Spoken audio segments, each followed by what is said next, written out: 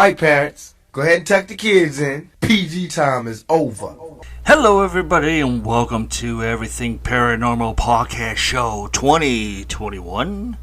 This is episode 23. I am your host, Paramike, the man that has so many hats on his head and going out of his goddamn mind because I had to redesign the podcast show's website due to the fact that the end of December 2020, Adobe Flash Player died. So now I have to revert to old school programming that I've forgotten for so many years. Yeah. After the tumor, and now I finally relearned it, which took me some time.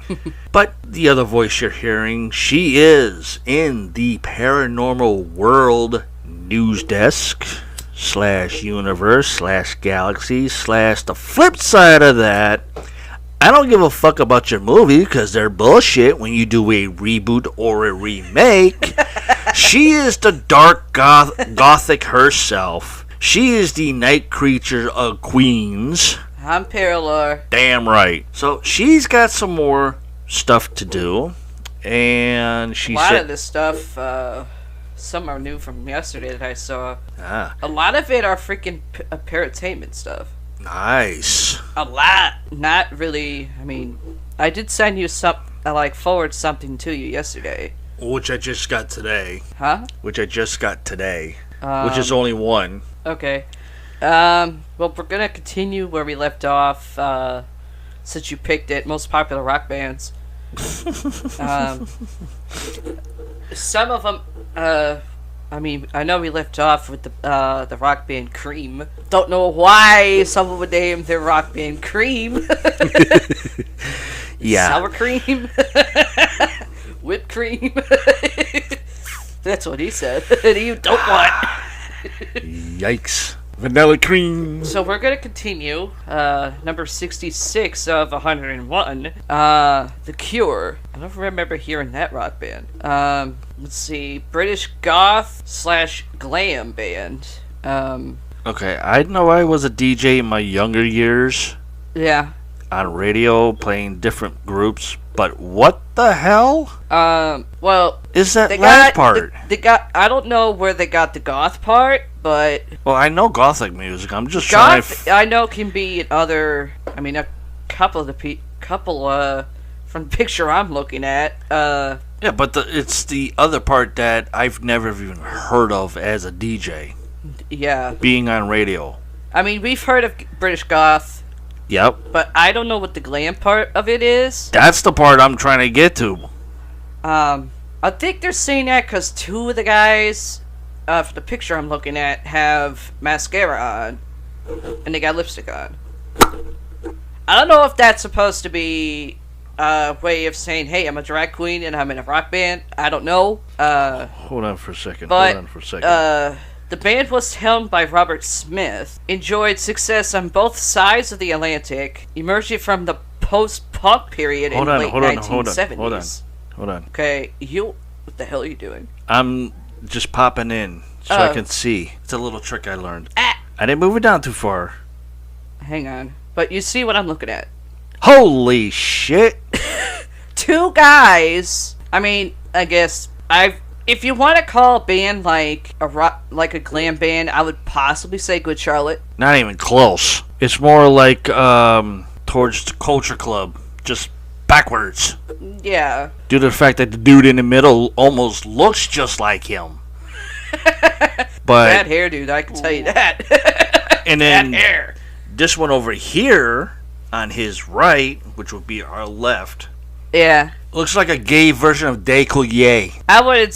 Well, maybe the facial structure, yeah. Yeah, that's what I was talking about. This one over here looks like a gay version of Scott Baio mixed in with Chachi.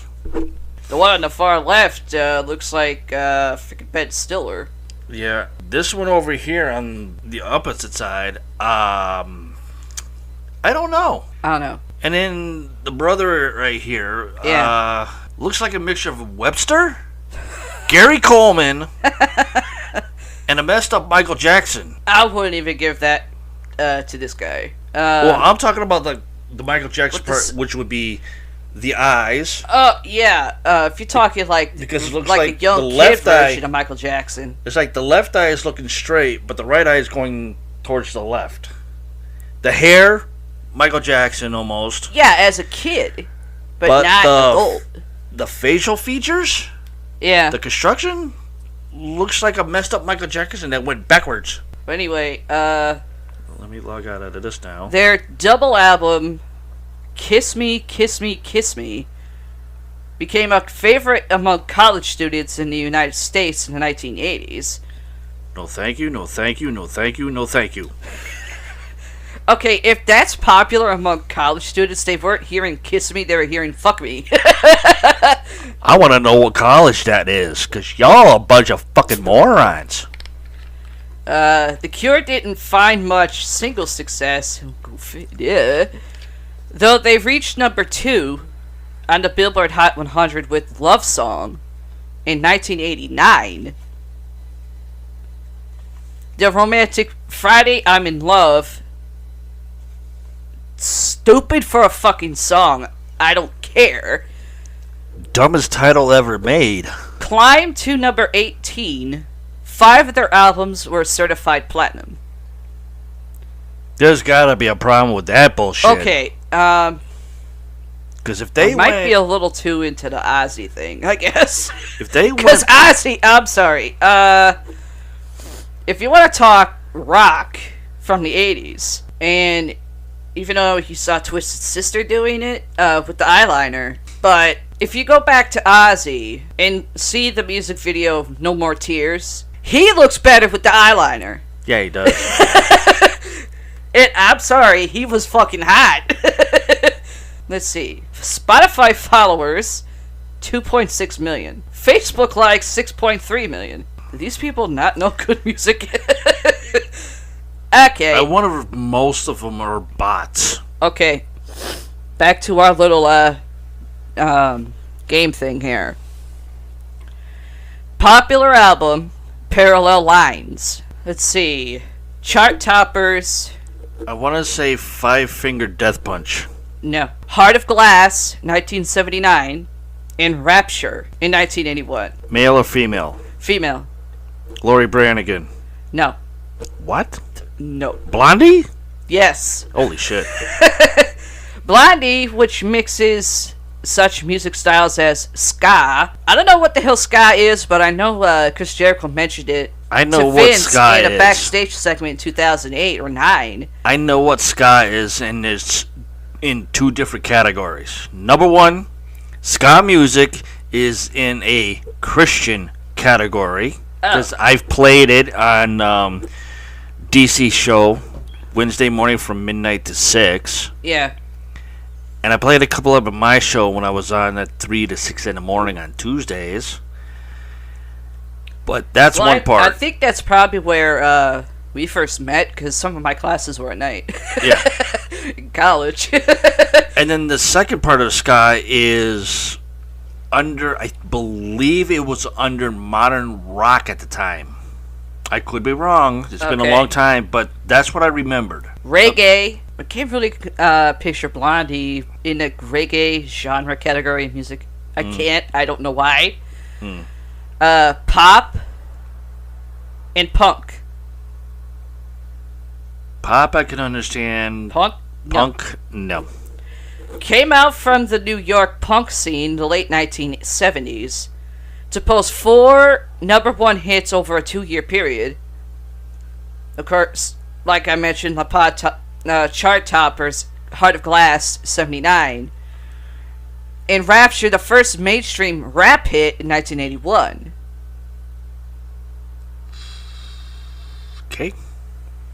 Okay, I'm sure people out there have heard Blondie over the years.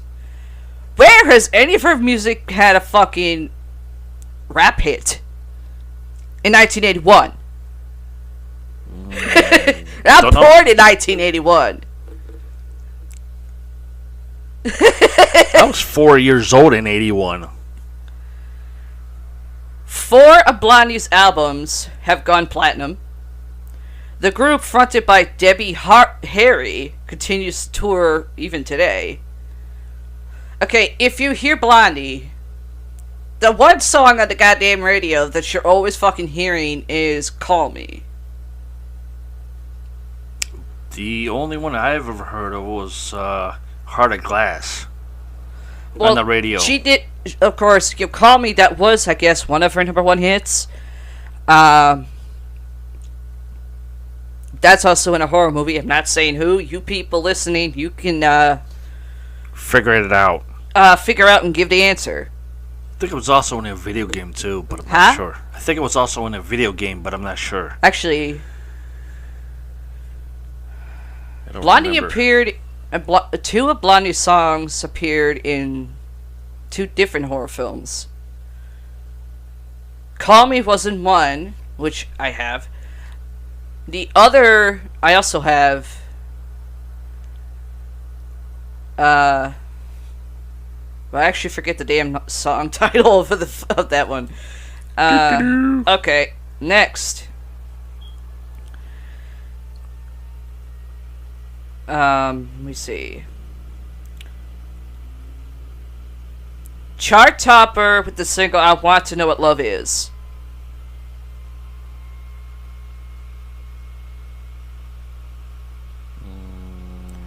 Guitarist Mick Jones and vocalist Lou Graham.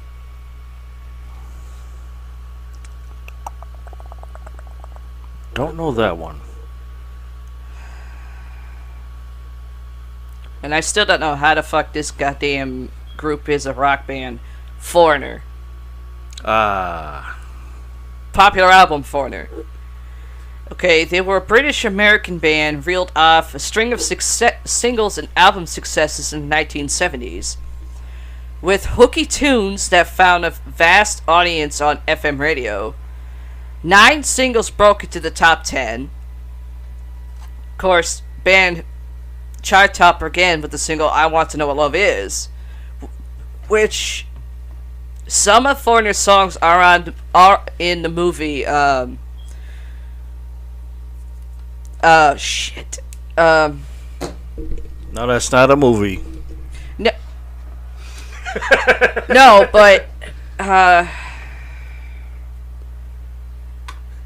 it's in a movie where you got acting dialogue, but dialogue is also in music. I can't remember the goddamn movie, and I actually liked it.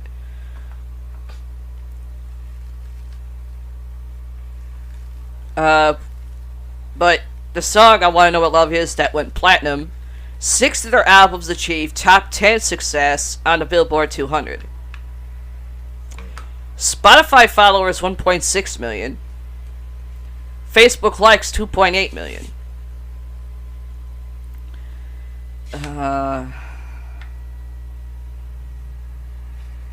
Oh, okay. I remember the movie now. Rock of Ages.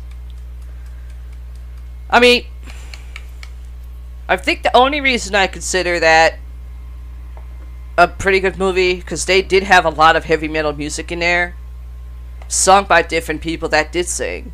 One being Mary J. Blige. Def Leppard, "Pour Sugar on Me." And I still say the person playing the actual singer, or doing the role of singer, could have been somebody better than fucking Tom Cruise. Tom Cruise cannot fucking sing. No. And I don't give a shit. He fucked up in one of the tone of the lyrics in "Pour Sugar on Me."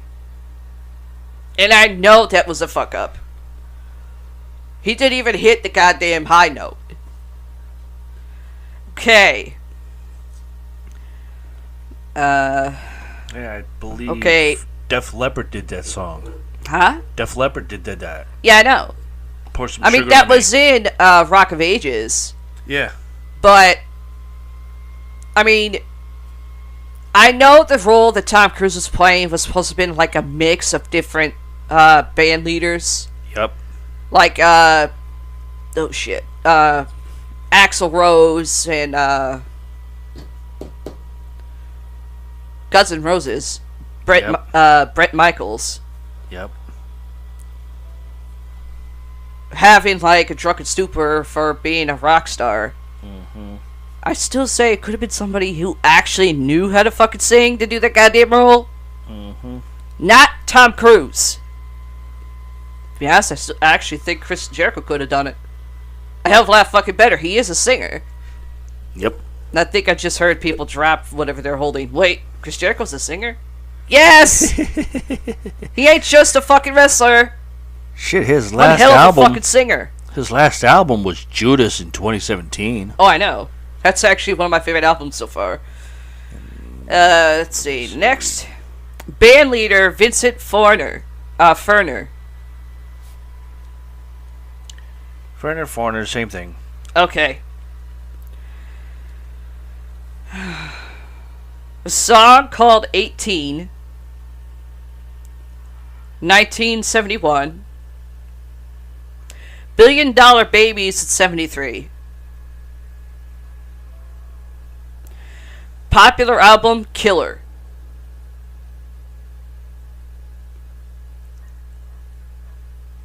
The stage shows or stage concert shows featured snakes, guillotines, and fake blood. Don't know. Alice Cooper. Oh.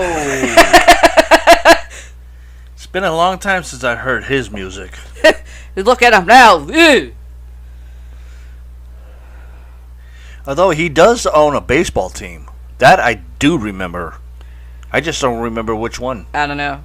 One of the pioneers of shock rock, the infamously named group, again, Vincent Ferner, took the name of a 17th century witch. And I was fucking right on that. Road to fame on hard-driving guitar work and carefully crafted flamboyant stage shows. Again, that featured snakes, guillotines, and fake blood. Cooper's first success was with the teenage angst song 18 that climbed to number 21 on the Billboard Hot 100 in April 71. Band reached the Billboard 200 pinnacle with $1 Billion Babies in 73.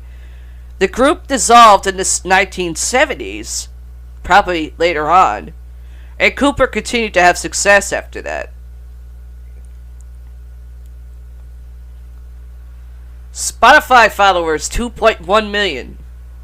Facebook 4.3.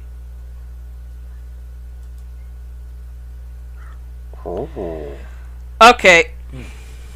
We've talked a little bit about this group before. Rockaway Beach is one song, and Sheena is a punk rocker.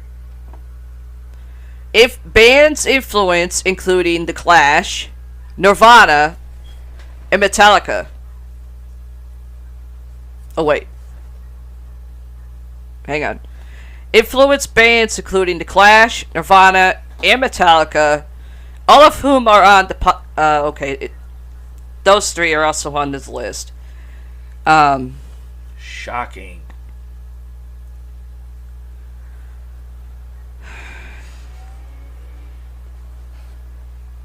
Let's see.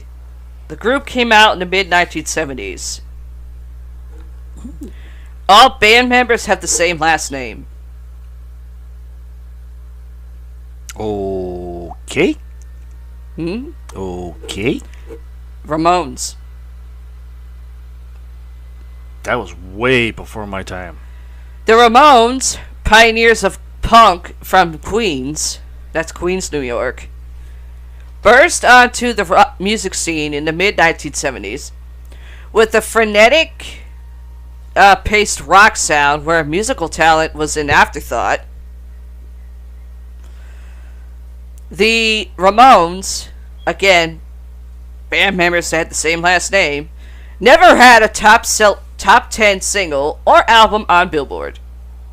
In other words, they just sucked. Why the fuck are they on this list? But they're furious guitar playing pace, indifferent attitude, and the songs Rockaway Beach and Sheena is a Punk Rocker. I don't fucking remember. Okay. If they never hit a top 10 single or had an album on Billboard, either 100 or 200, and the musical talent was basically high, but we don't care about you, why the fuck are they in the goddamn list? If they sucked? That's a good question. Spotify followers 1.8 million. Half of them must be bots. Facebook 5.5 million. Definitely bots. Okay. Popular album Dirt. 2 number 1 hits, Jar of Flies.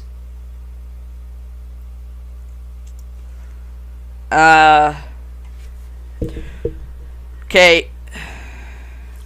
Original singer of the group, Line Staley, or Steely, however you want to pronounce it, died of a drug overdose in 2002.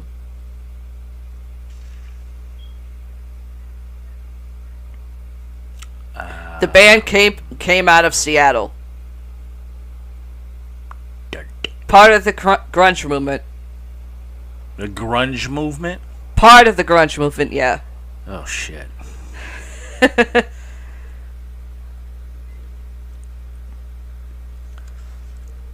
Got me.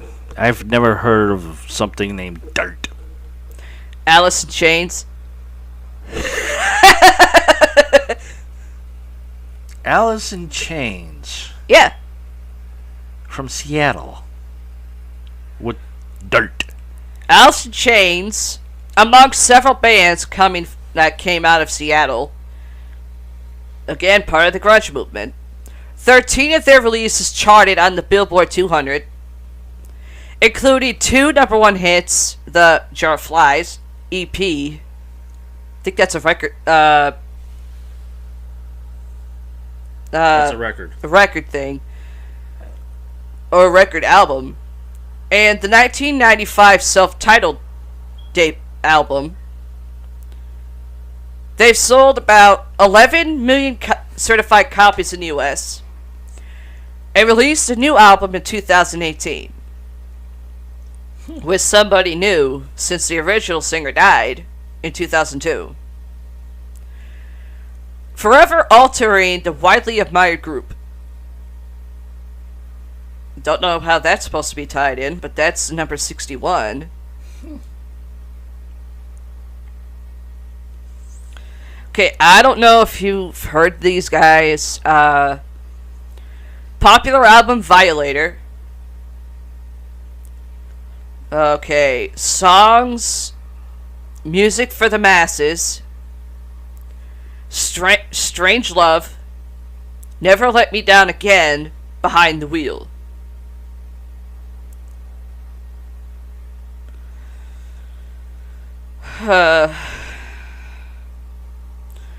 Music, they were a music act in late 80s and 90s.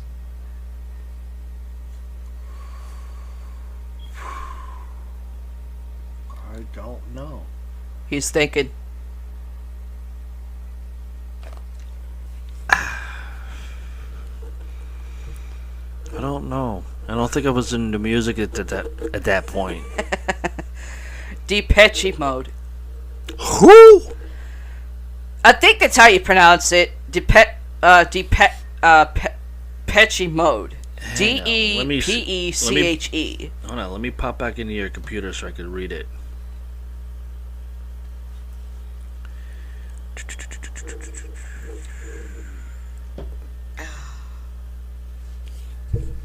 Yeah, I'd never heard of that before. Where the hell are these idiots from? Oh, British? Well, no wonder. Techno pop group became one of the biggest music acts late 80s and 90s.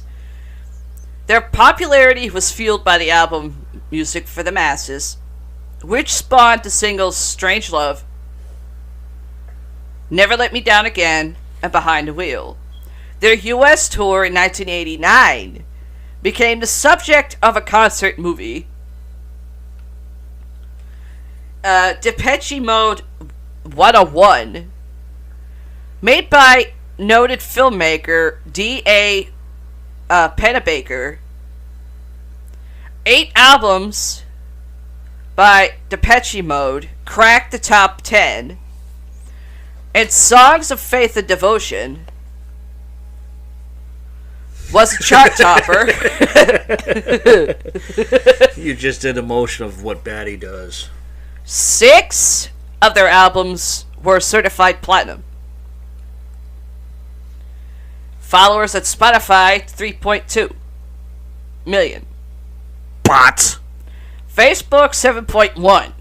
Dumbasses and bots. That's probably why you never see music like that in any store. That we used to have here a long time ago. Okay. Popular album, Invisible Touch. Oh, shit. Phil Collins. Yes. But they don't have Phil Collins as Phil Collins. They have him as Genesis. That was the original group's name, was Genesis. Yeah, but that was his first. how is Phil Collins a part of rock bands? Okay, hold on. Granted, he's from over the pond. Yeah. Okay. But him and a group of friends got together in a garage, which one of the band members' fathers owned but wasn't doing much with it, so the son took it over as a practice place. Yeah. And they came up with some great songs. They were trying to figure out, okay, what type of name should we give ourselves? Genesis. Yeah. And if you could figure out where the word Genesis came from, and I'm not talking the video game system, which was bullshit, but it was actually from the Bible, because Phil Collins is a Bible person. Yeah, I know he is. On his off days. You can tell.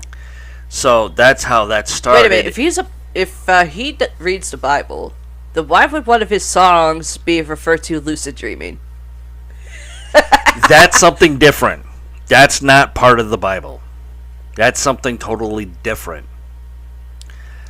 It's part of the paranormal, that's, if you ask me. Yeah, it may be part of paranormal and everything, but that was something way different. It was him reflecting on certain dreams that he was having. So, but they were so elusive to him, he couldn't figure out what it meant.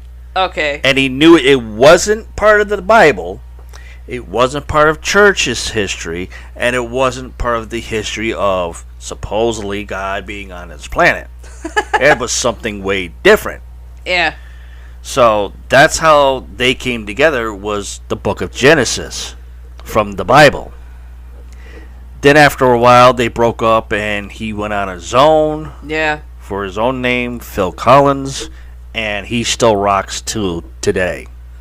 The British rockers can trace their origins to the late 1960s, which they were among the pioneers of the progressive rock movement.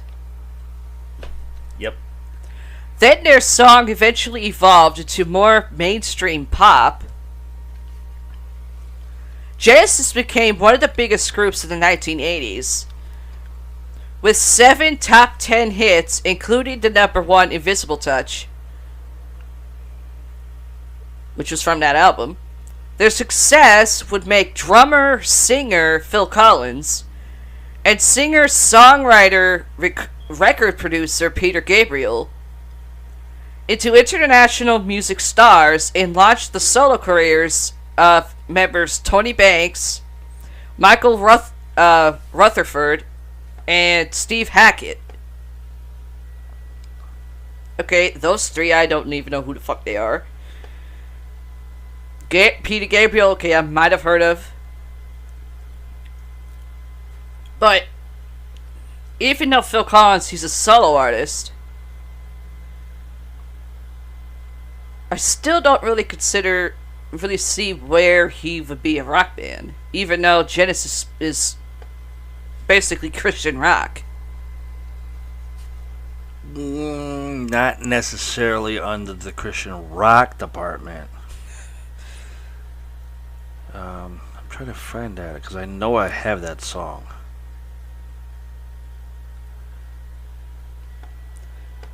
Let's see. Spotify followers 1.9 million. Facebook 2.0 million.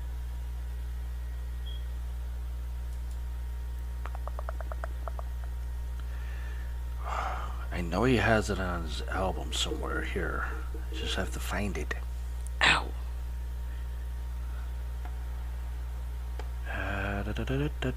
No, that's not it. It's on one of his albums here, which I have. Because I got the entire collection. Huh? I have his entire collection. I know you do. Okay. From 81 to 2016. Popular album, Only by the Night. Album featured the Grammy-winning single Sex on Fire.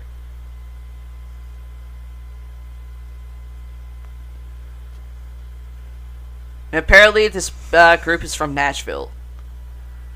Ding ding ding ding ding ding ding ding. Kings of Leon. Think I'm saying that right. It's either Leon or Leon. Leon. I remember them now. Nashville formed Kings of Leon. Began as a southern-tinged garage rock band.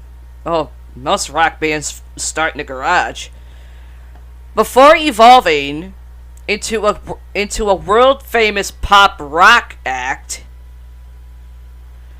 Their major breakthrough was the 2008 multi-platinum album Only by the Night, which peaked at number 4 on the Billboard 200. Spotify followers 4.3 million. What? Facebook 10.9 million. Are these people like freaking stoned? Stoner, potheads, and bots.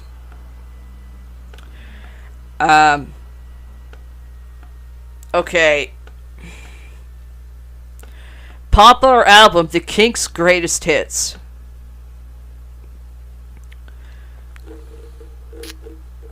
He's the leader of The Who.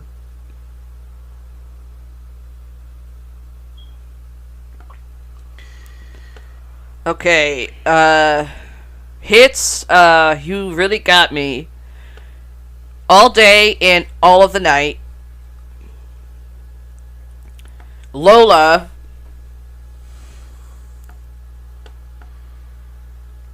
A well-respected man.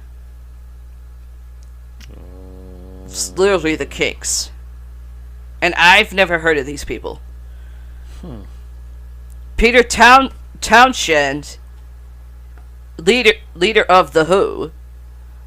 And I know you know who The Who is. Who? Sorry. Described the Kinks as the group that defined the British invasion of America. The guitar-grinding, garage band-sounding group produced the hits like You Really Got Me, All Day, and All of the Night. They also did some playful gender bending with the song Lola. Is that even a fucking phrase? Gender bending? As well as a mocking commentary of conformity with the song A Well-Respected Man. The Kinks are considered by rock historians as one of the more underrated bands in rock history.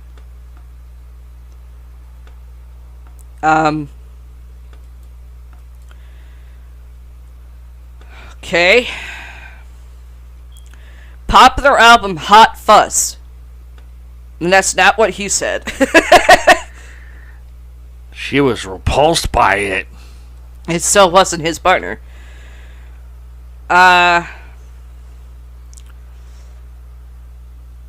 Number 56 is The Killers.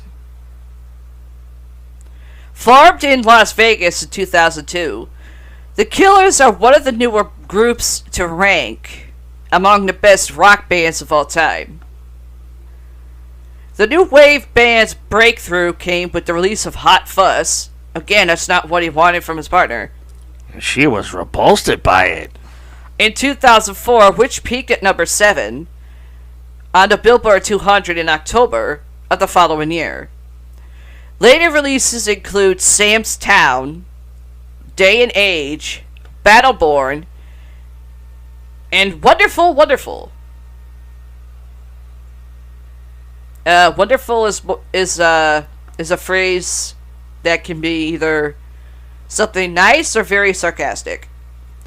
Which peaked at number 2, number 6, number 3, and number 1 respectively. I bet you 10 to 1. Okay, Spotify, 5.4 million people. Or I should say followers. Facebook, 9.1 million. I bet you 10 to 1. These motherfuckers can't beat Fozzy. Bots. Popular album, Brothers in Arms.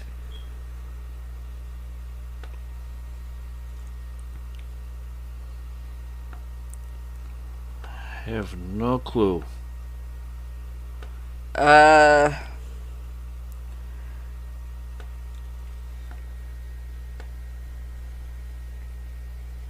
Might as well just say it, because a lot of these songs I don't even remember hearing or knowing.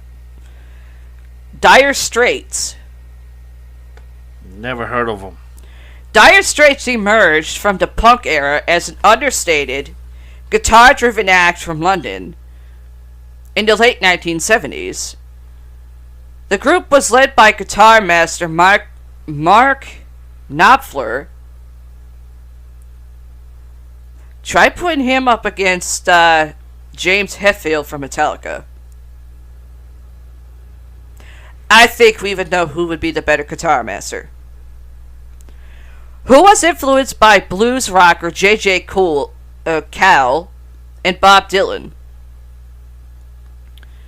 Dire Straits took their name from their difficult financial situation in the late 1970s. Yeah, our financial situation really sucks, so we came up with the name Dire Straits. The British group's self-titled album reached number 2 on the Billboard 200 in 1979 and produced their first hit, Sultans of Swing. The advent of MTV helped to boost their fame. I think that's probably why... I don't know. The album Brothers in Arms, which reached number 1 on the Billboard 200 in August of 1985, won a Grammy and produced the group's lone number 1 single, Money for Nothing, a poke at the silliness of fame. Brothers in Arms went 9 times platinum. Spotify followers, 3.7 million.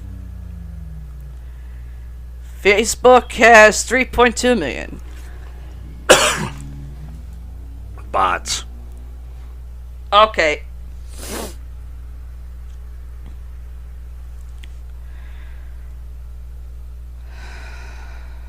Popular album. What's the Story? Morning Glory. Huh?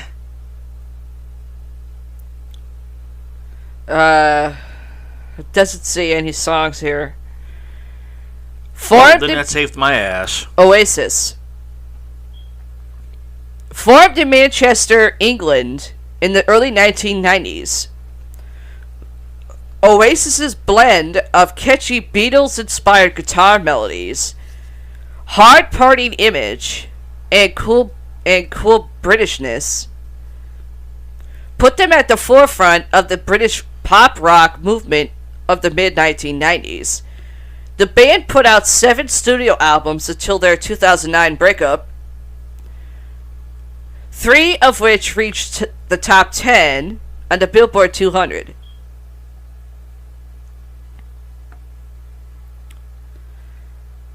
Spotify followers 5.3 million. Facebook 8.7 million. Bots.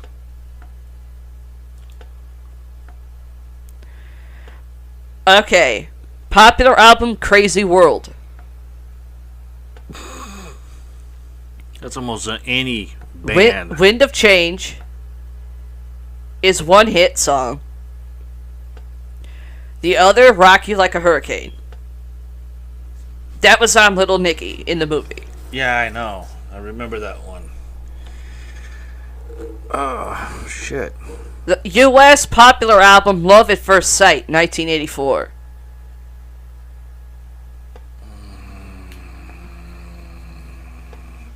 Damn it. Damn. Sold 22 million records worldwide, thanks to, of course, the hits Rock You Like a Hurricane and Wind of Change. God damn it. I know it's a male band. The band's most popular album in the U.S. was Love at First Sting, 1984, which sold 3 million certified copies. And they're German hard rockers. Have been a heavy metal staple since the 1970s. He's thinking I can see the steam coming out of his ears. I know the fucking band, all male, and it's there, but I can't fucking remember now. I'm not about to go into his song verse. Shit. I can't remember the... Scorpions? How the hell can you not remember the Scorpions? Scorpions is a female band. No, it's not, because I'm looking at the picture. Scorpions is a male band. Huh. Rock You Like a Hurricane is one of their best hits. Okay, so there's 3 different versions out there, because I know it was an all-male band, and then there was a female that did it, called herself Scorpions, and stuff, but, No, but these are all guys. If there was a female that came out after, then it was more like a cover band. If it was a female band that did it too. Ouch. Spotify followers 3.5 million. Facebook 6.7 million. And I bet it's because Rock You Like a Hurricane. That song's more symbolic. Okay, 52. It sounded more symbolic to me. As much as I want to scream. Uh-oh. Thanks to an old manager that my father hooked me up with that ended up fucking me over.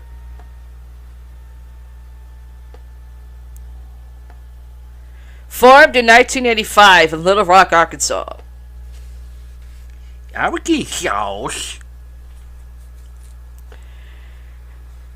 Found mainstream success in 2003.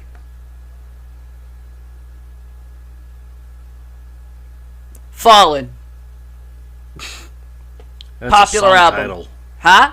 That's a song title. It's also an album.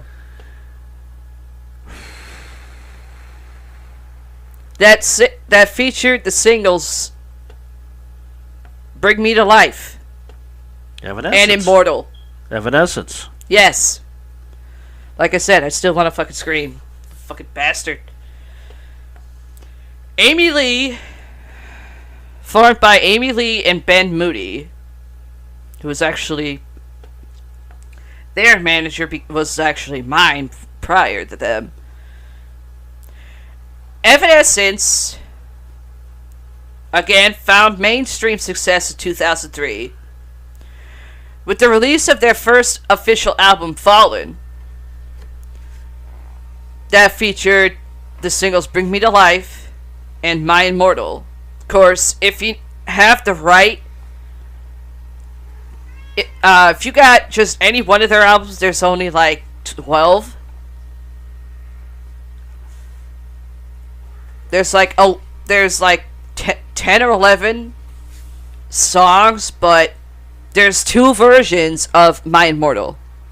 One is more of a classical piano version, and the other is the rock version. The rock version starts like how it does the piano, but like towards the middle, basically the big climax in the goddamn song goes into straight heavy metal.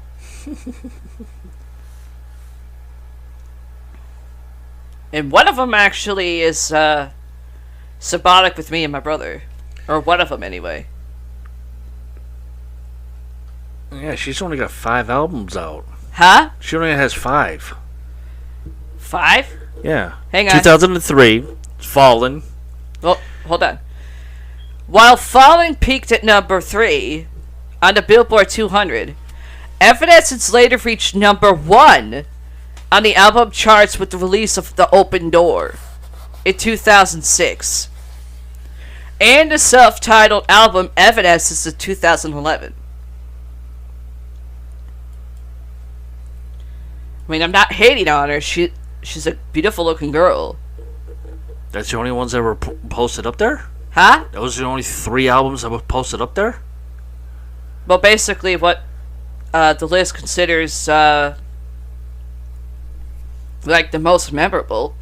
Huh. Because I have I mean, 2 Bring more Me to here. Life and My Immortal, yeah, that's going to be more memorable. Mm-hmm. But there's no mention in any songs of the Open Door album. Yeah. Due to the fact that she has 2 more here. One she did in 2017 called Synthesis. Yeah, I know. And then this year, The Bitter Truth. And since you said Bring Me to Life, it was nominated, but nothing happened. I know. Let's see. Figure, MTV Music Awards, they, if you've noticed over time, they were giving awards to hip-hop artists, Yeah. rap artists, and any other genre you could think of except for rock. Yeah, I know. And that's sacrilege. Yeah, but Rock I'm- music started that shit. Yeah, but I'm looking at the Wikipedia page of Yeah. Evanescence, and like I said, Bring Me to Life was nominated. Yes. Let's see, she had 4 nominations in 2013. Yeah. One won, Okay. and it just says nominated work Evanescence. That was it. For Best International Newcomer. Best Rock Artist Yep. in 2004. 2 times she won Okay. that one. Fallen was nominated twice. Nothing. Bring Me to Life, the Best Hard Rock Performance. She won that. Yeah. Best Rock Song was nominated. And it goes on here. My Immortal, just nominated. That was it. So in other words, it probably sucked. The Open Door won. Album of the Year in Australia. Huh? Open Door. Yeah. Or I should say The Open Door. Album of the Year. She won that. Yeah. But it was from Australia. Yeah, Australia has their own music stuff. Best Rock Artist International, Evanescence, won that one from a Spanish MTV show. Yuki. Let's see. Goes on. You know, it's about Sweet Sacrifice, Amy Lee, What You Want, bunch of other crap. Some won, some nominated. And in the 2020 for the Best Rock, Wasted on You was only nominated. Okay. Popular album, Enema of the State. It's actually an album. Enema of the State. Okay. My gosh. Okay, Hot 100 charting singles, All the Small Things, and What's My Age Again? That would have to be like somebody that really, really, really sucked. Okay, they're pop punk artists. I don't listen to that music. Blink 182. The singer from Blink 182 did Bring Me to Life with Amy Lee. He did a cameo. He was doing like the male backup part of her song. You can tell by looking at the music video. I don't remember that one.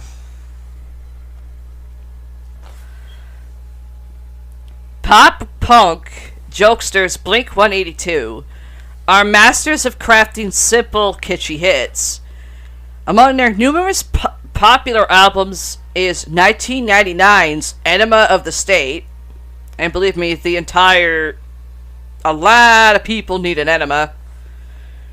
Which is certified 5-time platinum. And hit 100, including singles, All the Small Things, What's My Age Again. Original member Tom DeLonge was replaced by guitarist and singer Matt Skiba in 2015. And the band has released 2 studio albums with the new lineup.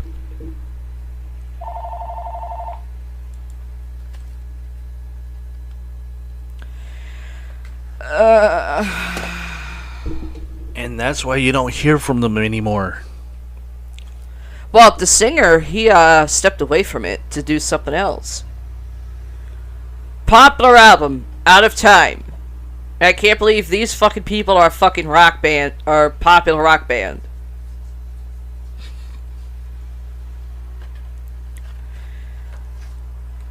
First single, Radio Free Europe, 1981.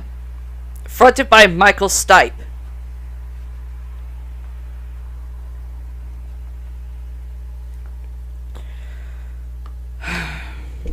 Losing My Religion.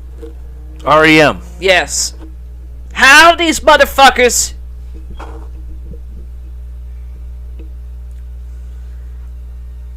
are considered a rock band and popular, I have no fucking clue. If those of you out there, you like REM for whatever reason, that's on you. More power to you. But call it like I see it, REM is not a rock band. If you listen to Losing My Fucking Religion in 1991, you know that's not a fucking rock band.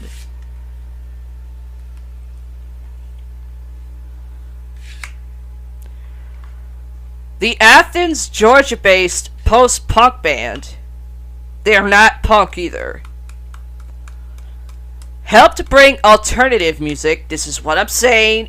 Alternative rock is not rock music, nor is it for rock bands.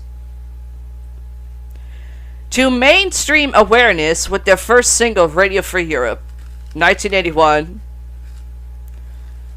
Doesn't say when in 1981, I just know that's my birth year. REM, fronted by Michael Stipe, will go on to make 7 platinum albums, including New Adventures in Hi-Fi, Monster, and Automatic for the People.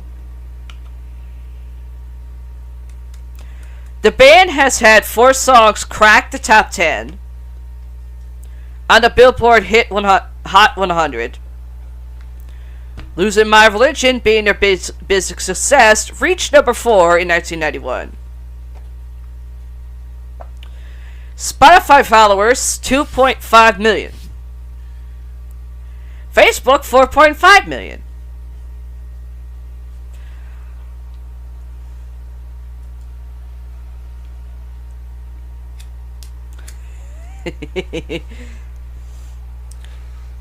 Okay, we go to shit, and now we're going back to good. Popular album Hysteria.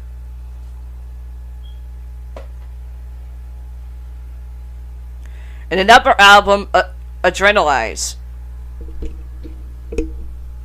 Biggest hit, Love Bites. That chopped the tart in 1988. I have no clue. Sorry, Dad. We just mentioned... Okay. Their popular hit was in Rock of Ages. Foreigner. Pour Sugar on Me. Oh, Led Zeppelin. Yes, they're at 49 on the list. No band has more skilled at softening and mainstreaming heavy metal for the MTV audience since the British group Def Leppard. Album success for the group began in the early 1980s and has continued well into the 21st century. 7 LPs cracked the top 10, with the albums Hysteria and Adrenalize topping the Billboard 200. 4 of their singles entered the Billboard Hot 100, with their biggest hit, Love Bites, again chopping the chart in 1988. Spotify followers 2.7 million. Facebook 5.2 million. I must have missed those 2 albums and songs. Because the only thing I remember... Well, you hear Def Leppard, you're going to hear Pour Sugar on Me. Not Love Bites. Yeah, I don't remember that one.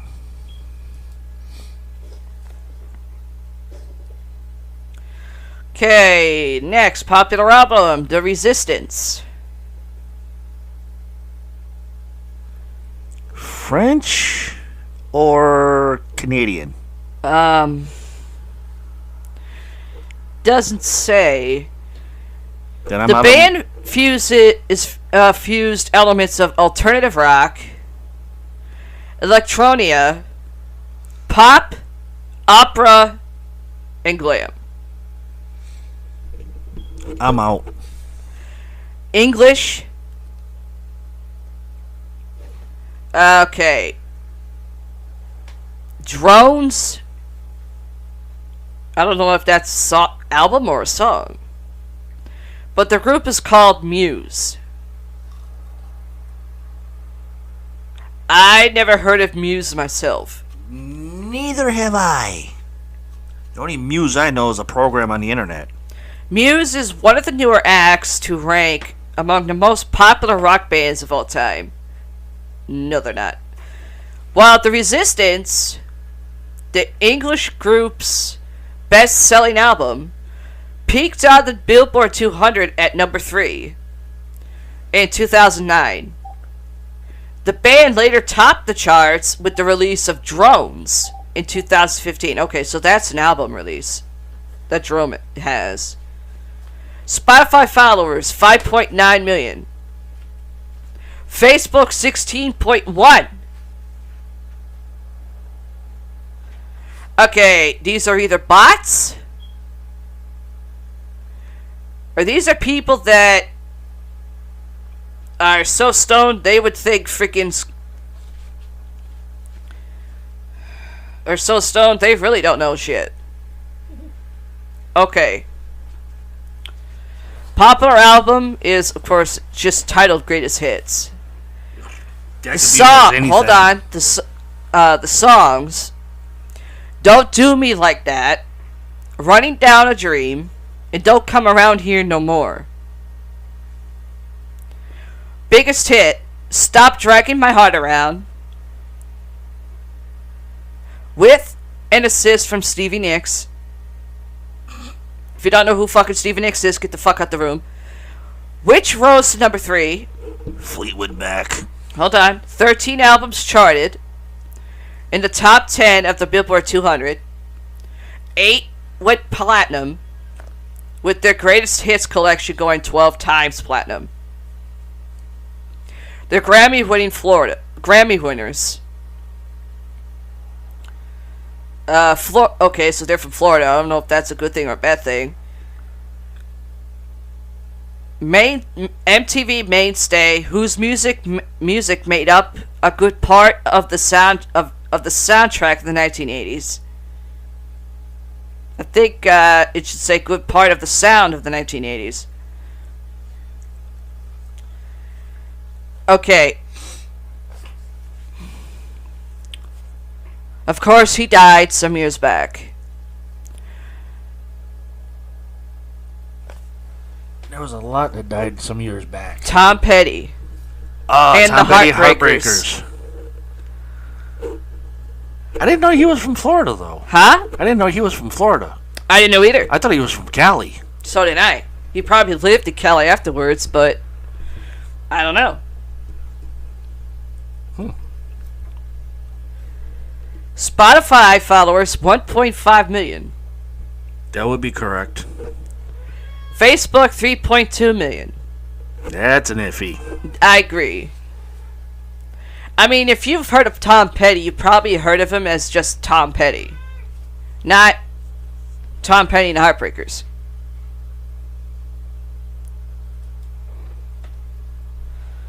Oh, God. I did not know he was from Florida. Sippy. Holy crap. That's news on me.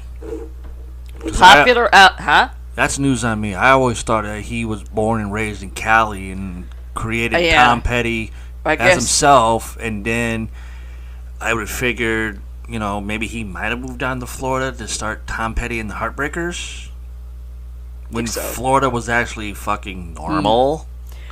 Popular album Save Rock and Roll, formed in 2001 in Chicago. Their second album, From Under the Cork Tree. The fuck is that? Huh? What the fuck is that? Hold on, that's an album, which featured the singles "Sugar We're Going Down" and "Dance Dance." The group released 5 studio albums, 4 of which reached number 1 on the Billboard 200.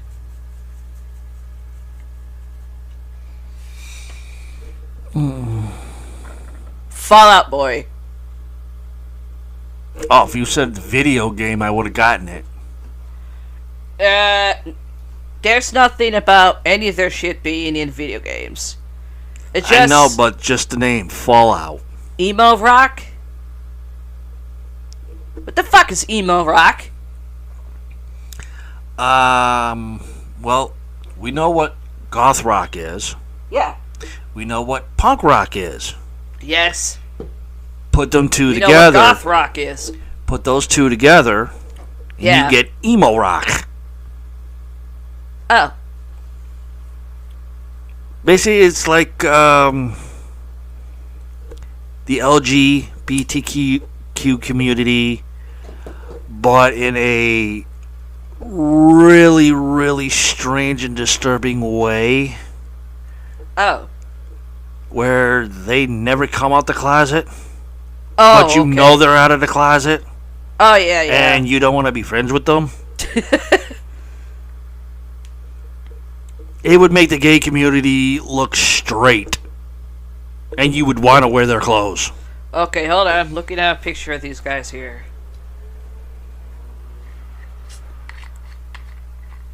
Okay, maybe the lead singer, from what I'm looking at, would be sort of like the spiky, Good Charlotte looking hairstyle. I wouldn't necessarily say that he probably, maybe just by his face, the way his face is structured, how he possibly might look or seem like he's gay, just by maybe the face or maybe the eyes. Should I pop in just Hang to on. look?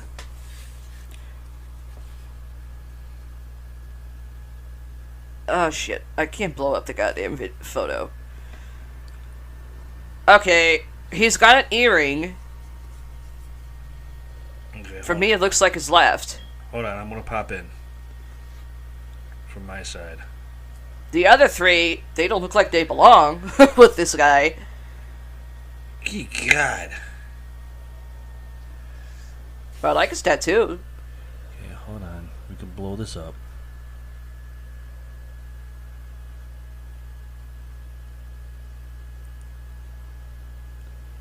Okay, let's do it that way. Oh god, he has to be wearing like a really small stud. Because I can't even see it. No. Oh, I see it, but it's like covered with his freaking hair, with his freaking wing hair. Yeah. Let's see. The guy with the glasses Yeah. looks like a messed up Shaggy. Yeah, I noticed that too. This guy over here with the word friends on his shirt Yeah. That's the lead singer, I know that. looks like a mixture of Red Hot Chili Peppers and Foo Fighters decided to get together and have a baby, and that's what came out. This one looks like something from Woodstock, the bad one, where it looks like Black Sabbath and Ozzy Osbourne decided to just screw each other, and pop, there it is. The dude with the green hat on. Yeah, if that is a hat. Yeah, that's a hat. The guy in the middle looks like something from a bad Disney movie. Just saying. I agree with you. I mean, he is a good look. I mean, the singer himself, he is a good looking guy. What the hell did you do? I didn't do nothing. You just canceled my end. I did not do nothing. Hang on. Yeah, you did. Hang on. Let me do this.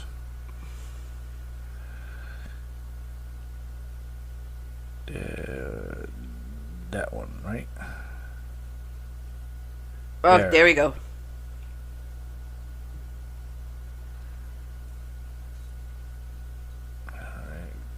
Okay. See, I know what I was doing. Let me see here. But the lead singer, he doesn't look. Okay, he might maybe, just maybe by the way his face is. He has his face in the picture.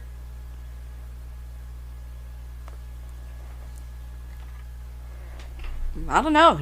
Maybe he is. He's probably just not comfortable coming out with it.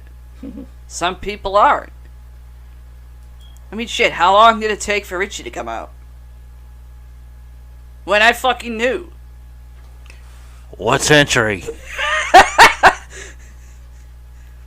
No, but seriousness, Oh, I'm sorry. I'm not what century. What closet door? well, my brothers, being legitimate identical twins, one of them came out early, which I already knew. I knew that, which was Alex.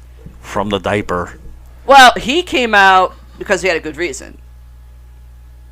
The fact that he got drugged at a fucking party, at a friend's birthday party, by a bitch who wanted to get laid. And long story short, he had 2 kids by her. But he was able to get custody. That bitch is nowhere to be seen.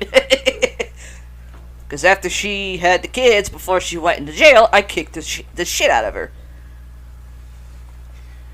Yeah, that's why he came out of the diaper. Huh? He came out of the diaper. Well, no, he made a statement he was going gay. Yeah, I know that. Richie... He just came out of the diaper. Richie, I knew he was, even though he was kind of not sure if he was gay or not. I mean, he's had girlfriends. But he came out when he was 20. Before he turned 21. I freaking knew he was. which was actually the conversation on his 21st birthday. When I brought him to the bar for his first time. I'm gay. And he turned into Tinkerbell. Well, you were the one that wanted to have him drink Hard Mike's lemonade. No, that was you. That was you and him. I said no to that because I knew the reaction on a 21-year-old for the first time. Trust me, I lived through it. Well, he had quite a few drinks before he had that in his system. Yeah, and I knew what was going to happen. The conversation, when Pear Mike and my brother Alex went to the bar to get refills, and a refill for me. Richie, he was waiting for a refill also, and I was trying to tell him after some of the mixed liquors he was drinking to slow down on the Hard Mike's lemonade. But of course, first time 21, he wasn't going to listen to me. And he went, I don't know how you feel about it, but I'm gay. Bro, I knew you were gay. I knew from a long time ago. Why you're coming out with it now, that's on you, but why were you ashamed of it? I think that was a curveball for me. Huh? I think that was a curveball for me. Well, you knew Alex was. Oh, yeah. He told me. He told me because him and I are best friends. Well, we're best friends when he was still alive, but... And still, Pear Mike at the time, we were friends, but before we became friends, he didn't like me. He thought I was a snob. Because of my biological dad, he had money. Yeah. It was like, oh, great, I'm hanging around with a bitch with a fucking golden spoon up her ass, in her kitty cat, and in her mouth. Yeah, until Alex said, dude, that's my... I mean, he heard you talking about me, but he kind of knew how you described it. I was talking to him about it. I know. And he's like, well, I could kind of see that because, I always thought my sister was always like that. But, I'm surprised that you actually picked up on something like that. I'm like, okay, that was a curveball on me too. That him and I were on the same goddamn track about you and everything, and he says, well, why don't you do this? I'm like, okay, what? Here comes another goddamn curveball. But a curveball turned into a fastball. And I'm still trying to figure that out in baseball term history. He said, why don't you take her? I'm sorry. 8-second delay there. What do you mean take her? Define the word take her in a sentence. Here it is, going on 12 years soon. Ta-da! I started a podcast show after she mentioned it to me back in 2016 from listening to Dave Schrader and Tim Dennis. I did a lot of research. I started doing my own podcast show, which was an old one called Decast Podcast Radio at the time. Yeah. And she didn't know I started it in 2016 just to test it out. I did some in 2016. I did one in 2017, just one in 2018 that I know of. And in 2019 is when she decided to hop in. And we did, I forgot how many shows we did in that. But we had to change the name again from Decast Podcast Radio to Decast Podcast Radio Everything Paranormal. We did some nice shows from 2019 into a little bit of 2020, I think. I could be wrong. And then we had to change the name again. Oh yeah. I mean, I came up with the name Everything Paranormal. Right. Which I created. Well, you thought of it and mentioned it to me, and I'm like, that's got I a better told ring. you to change it. That has a better ring due to the fact that people couldn't find DCast Podcast Radio Everything Paranormal, which in short terms for a website address bar was DCPCREP. Then we ended up having to change it again to Everything Paranormal, and then comes to find out some douchebag took that idea and brought it to YouTube instead. Yeah, so then I had to rechange the name again, and it became Everything Paranormal Podcast Show 2021. And for some odd reason, now people are actually finding the goddamn show. Of course. Even in YouTube, where instead of typing in the address bar the whole damn thing, I shortened it to just where you can go on YouTube and just type in the address bar EPPS2021, and it pop. Hey, look, there's his page. Click. Well, one thing I could say, I think, and it's actually surprising, I'm actually surprised that as protective Alex was, how he suggested you to go take me. And he was overprotective. Well, I wouldn't say over. Richie was way overprotective. That's an understatement. Just by a smidge. Huh? Just by a smidge. Not a smear. Not a... Just a smidge. I mean, I knew they were they both were friends with you. It's just... from how... long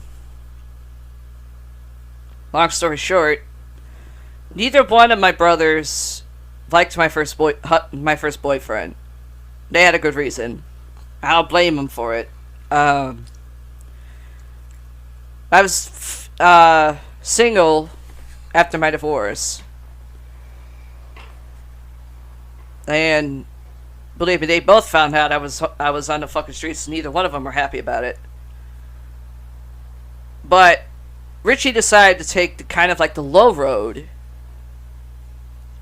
to be more around me, sort of like as a second pair of eyes. But he wasn't gonna say anything to Alex because he knew how he was gonna react. And I was, and on top of that, bipolar started kicking in my side of the family. In fact, my brother Richie has it. And it's kind of just sitting by a riverfront, under the shade because it was hot as fuck. And even though too, I was also wearing black, which was actually my go-to color at the time. He was basically your safe spot color. Huh? Basically your safe spot color. Yeah. And I was having and I was thinking I need a fucking soda or something. I'm thirsty as hell. And next day I see a freaking 20 ounce in front of my face, and Richie's like, I figured you'd want this. Tinkerbell to the rescue! That's what I didn't say it, but I was thinking that. I go, how the hell did you know I was down here? He goes, Mike told me. Oh. And we did get, me and Richie, we did get close. So because we realized I was okay with the fact that he was gay. It kind of made him more closer. And, he's like, I could tell by your eyes you're thinking. I went, well, I am single. He's like, that's not really a bad thing. You'll find someone else. I went, I might just go gay. And, he just kind of just... He was lighting a cigarette, and he stopped it before the flame on the lighter hit it. Hit the freaking... hit the end he had the light. And looked at me and went, "You want to repeat that?" I didn't stutter, bro. He went, "Well, okay. I'd back you up for that, but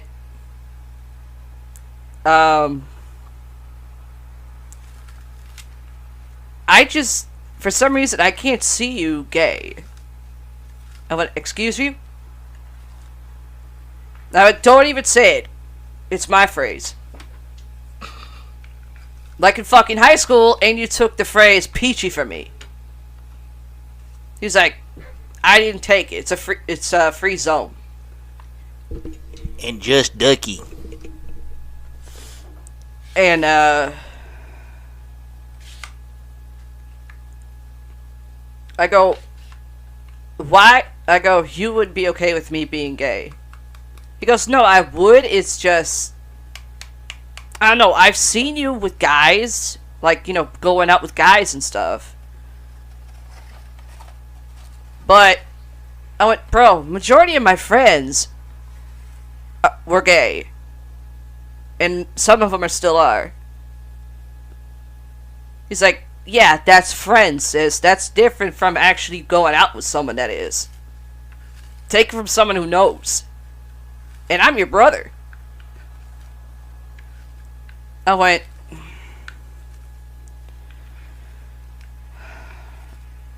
so he thought I was mad at him for saying it wouldn't be a good idea. He goes, I mean, we were talking about it, but I didn't know Alex was already beating Richie to the punch and everything. And later on, I mean, I walked out from where I was, from the riverfront with my brother Richie. He's like, "Hey, whatever you decide, I got your back. Just think about it a little bit longer."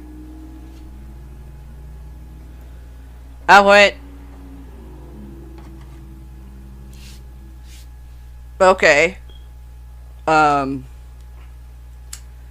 And next thing I know, Alex comes up to us. He's like,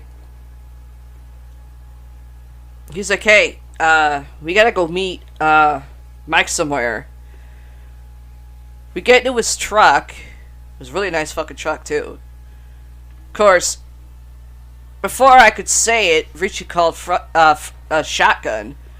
Before I could say it, shotgun is basically front passenger seat. I went, "Bullshit. I get the front seat."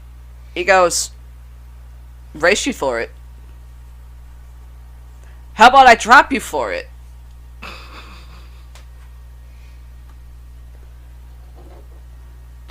No, I didn't fight with him. We were just wrestling around.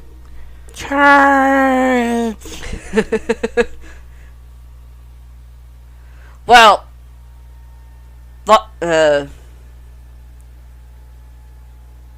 we were at dinner where we were meeting Mike, and Alex brought it up, not knowing what me and Richie were talking about. He goes, "You know, I've been talking to Mike and everything. I think you two should go out." I just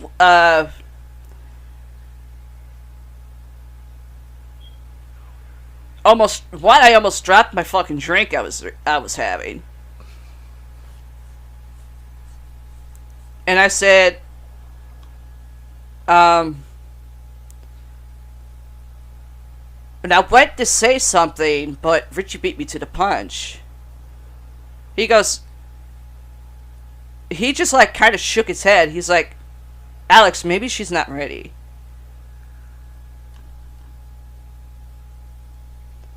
And he went, what do you mean?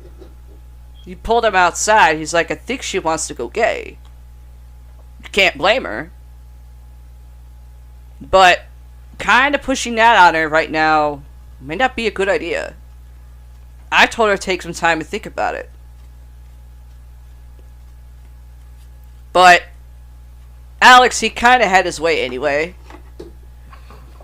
And it was sort of like a bet between the two of them.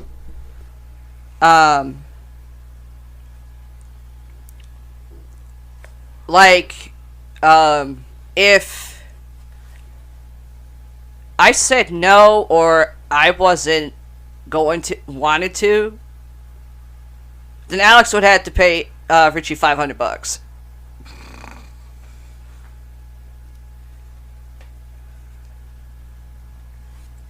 And that's $500 on top of his paycheck, which included tips for drag. And trust me, the look on Alex's face for that fucking size of the bet wasn't very funny. But it was actually funny looking from his face. If he was wrong,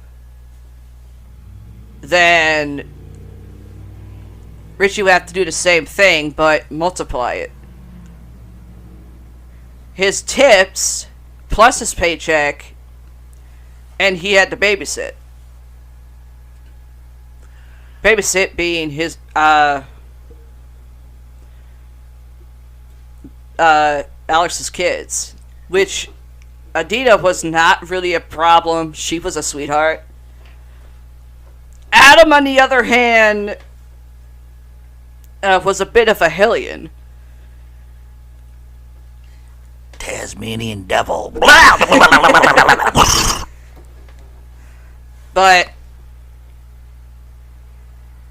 But yeah, 12 years later, Mike and me are married. Yep. And she's been having the best time of her life. Would it be a surprise that, haven't heard from my brother Richie in 3 years? Doesn't mean for people to go look for him. I'm pretty sure he's fine. I mean, Parent Mike, he talks to my brother Richie a bit more than I do. Once in a blue moon. I mean, he hasn't heard from him in 3 months, but that's more than what I've had. But thinking on paranormal level, and me knowing how to do astral projection, that's due to having one death experience. Being able to do that. Richie, I think he's had one too. But I can't... Wait. Oh yeah, he got bit by that fucking spider. Thanks to that fucking bitch of the second wife of the fucking bishop. But I know if he senses something really off, or if something's seriously wrong, he'll automatically go, Mike, what the fuck's going on? I mean, he's did that before. It was like 3 months ago. Mm-hmm. Well, 3-4 months ago, he's like, okay, what the fuck's going on? I know it's from down there.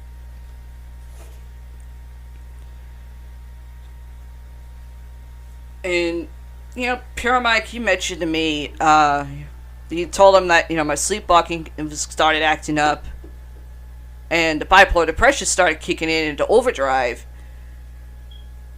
And I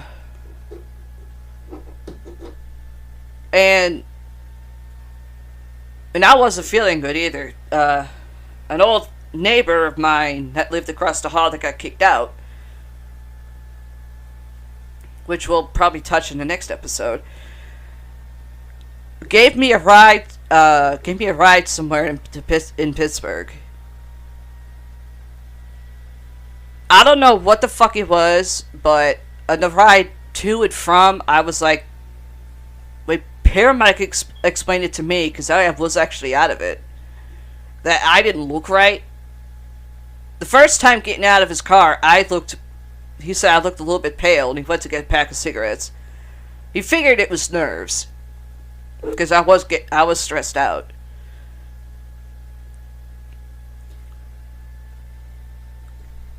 Going back, we stopped at a gas station. My old neighbor, so he could get some gas and a coffee. Mike wanted a coffee. He said, "Hey, I'll be right back. I'm gonna get a coffee." And he comes back with with a Pepsi for me. I didn't open the bottle, and I usually do. The minute I get a Pepsi in my hand, I open it. Old neighbor drops us off. He drives off. Go do whatever he needed to do.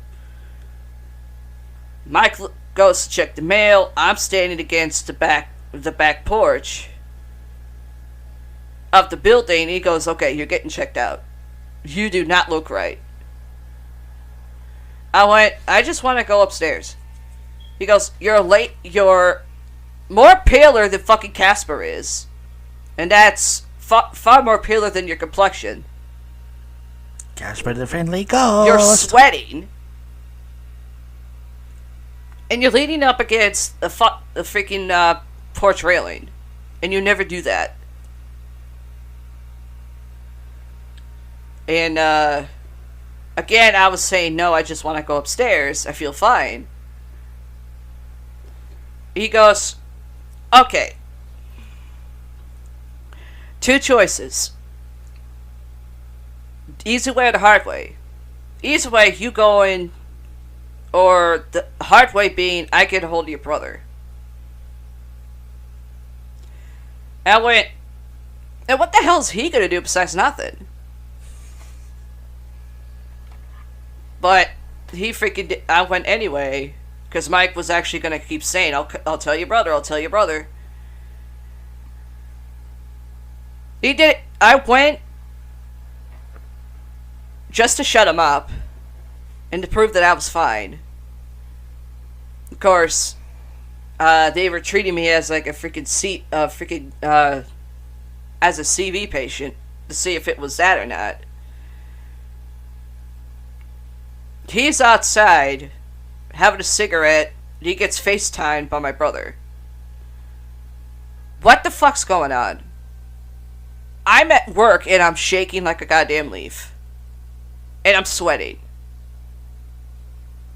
And it's fucking cold as balls up here. And he's like, "Dude, it's only like early November." Or something like that. Something like that. And he goes, "It shouldn't be that cold in Vermont right now." He goes, "No, it doesn't get cold in Vermont this early November.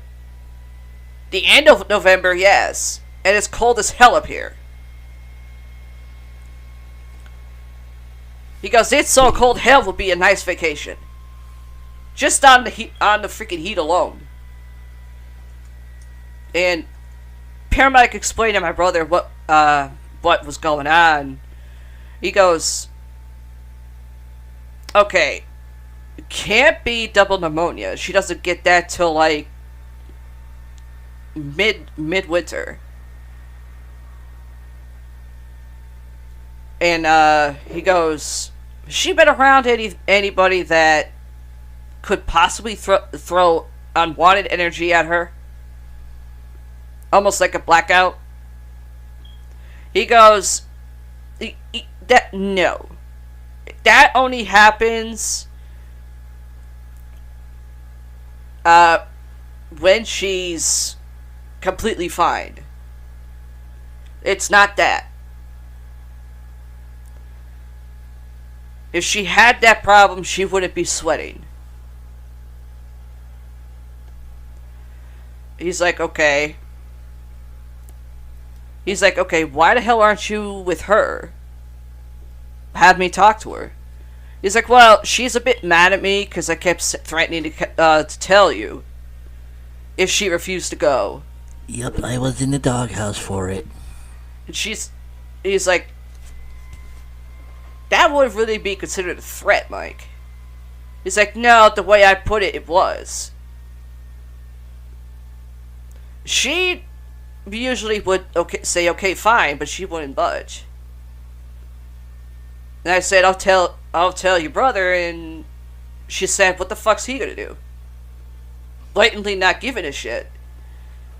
And my brother, he went, you know what?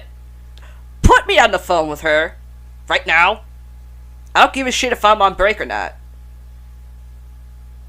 He's like, I can't. The reception in the hospital sucks. For FaceTime. Only thing I can do is text you. And they're checking to see if she has CV yet. I mean, I know she doesn't, but they're taking that as a precaution. Before they do anything else.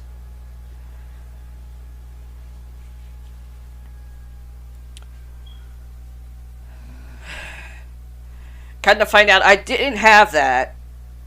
The way they explained it, my back was kind of twisted. My lower back was somehow twisted, which they had to manually Reset. crack it, which hurt like a bitch. Reset. I mean, they were gonna do it without numbing me first. And I said, you better, either one, you better knock me the fuck out, or you better numb me.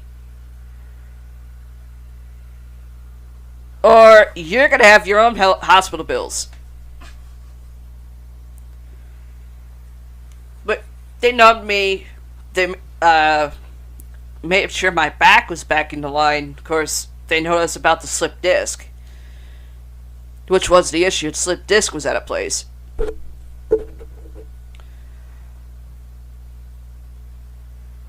In fact, they gave me something for nausea because they could tell I was sick. I was like trying not to hurl. And I mean, they were giving me water because they thought I was dehydrated at first. But I was throwing that up. And Mike's in the freaking ER room with me. He's texting Richie and everything. He's friends with Richie's boss where he works, so if Richie needs extra time, he lets him know. He goes, wait a minute. They're giving her water because they think she's dehydrated. And she's throwing that up. Richie, he kind of joked. He went, she ain't pregnant, is she? He went, no, she's not pregnant.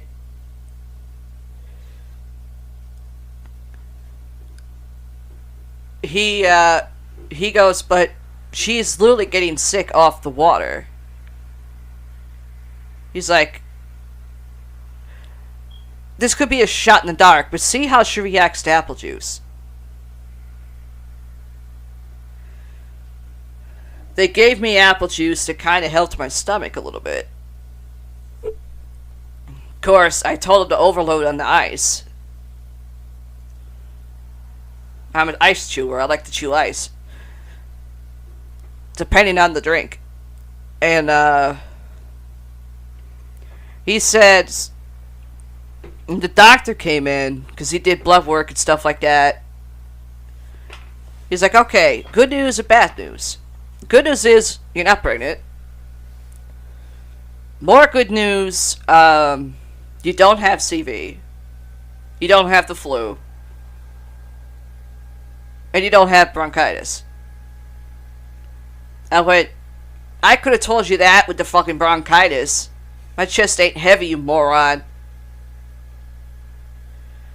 He goes, the bad news is,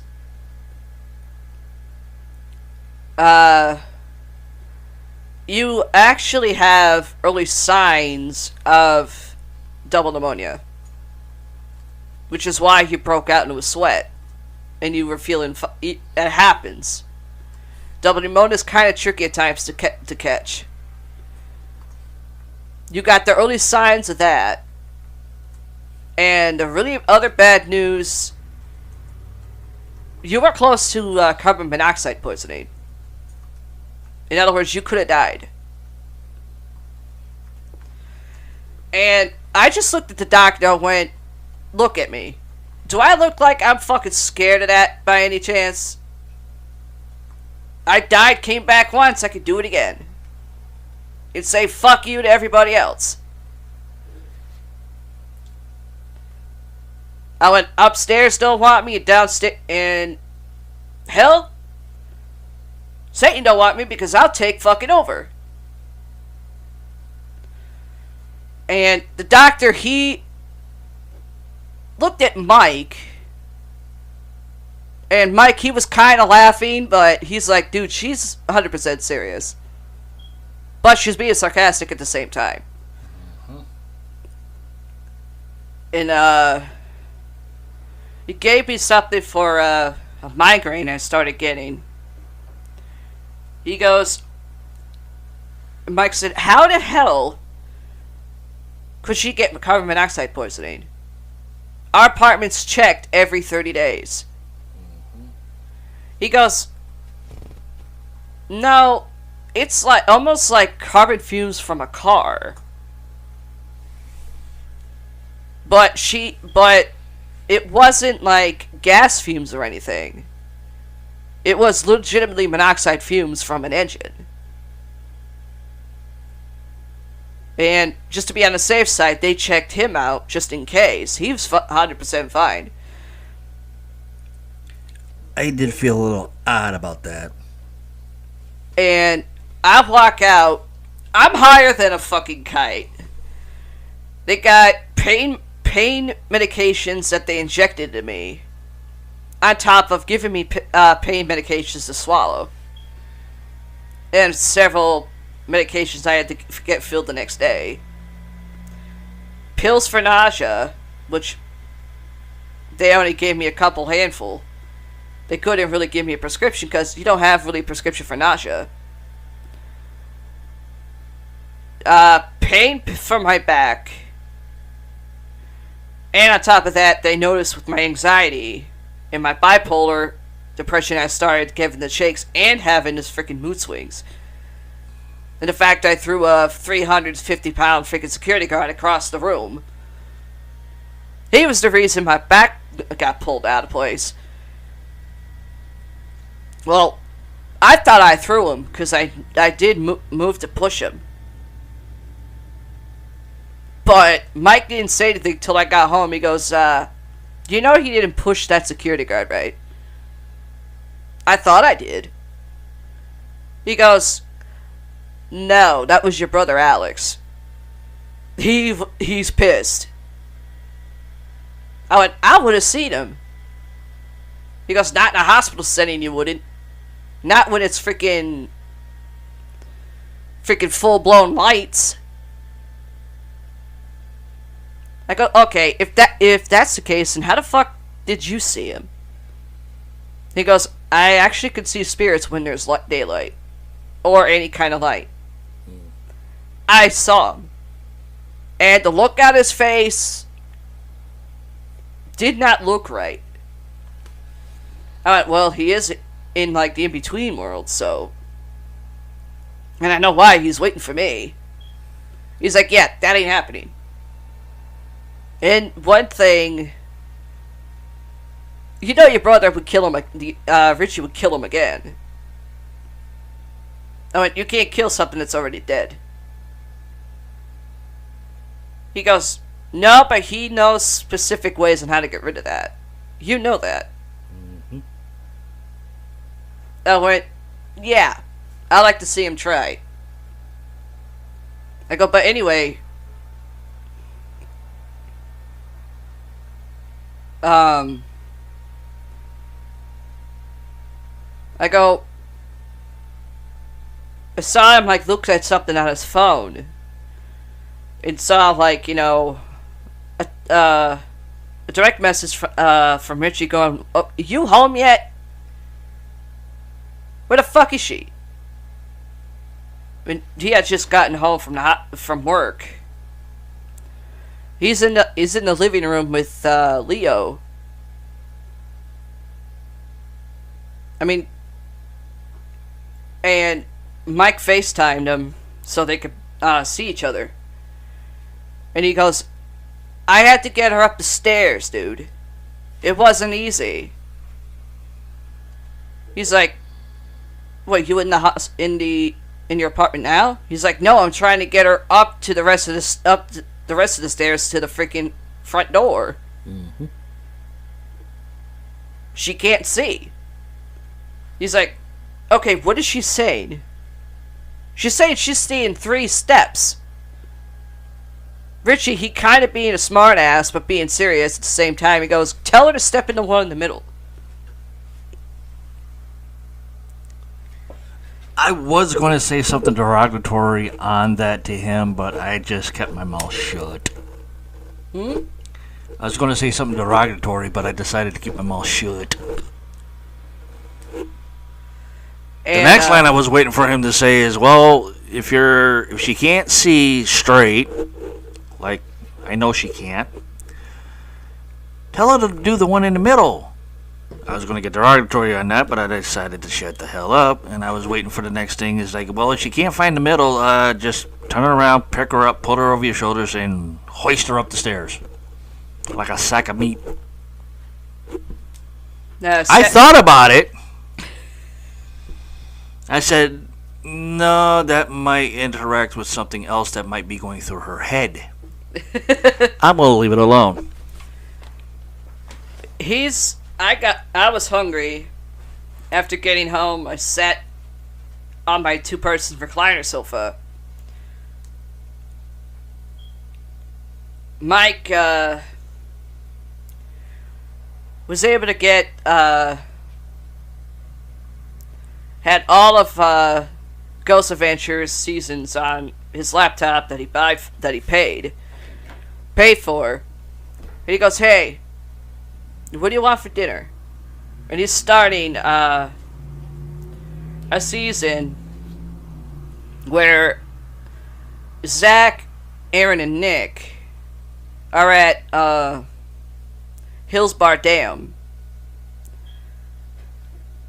I said, "I want American chop suey," which is, macaroni, hamburger, and spaghetti sauce or whatever. The way I eat it, anyway. And he's talking to my brother in the kitchen as he's cooking dinner. It was sort of like a late dinner. And I was feeling higher than a kite. And I heard him talking in the kitchen, but at times, Mike, he does talk out loud if he's trying to talk something to himself. And I didn't think anything of it.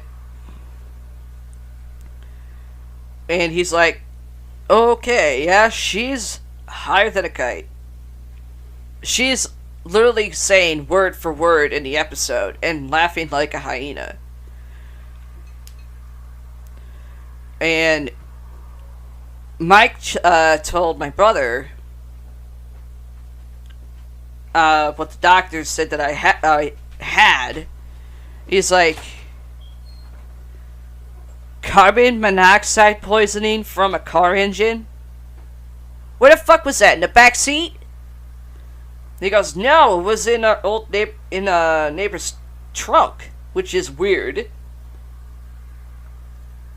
And he said the engine was completely fine. He goes, "I'll take care of that, but she's fine." He's like, "You want to talk to her?" He's like, "Just one question. How bad is her bipolar acting?" And he explained it with how I spoke to the doctor in the ER. He's like, "I do want to hear from her,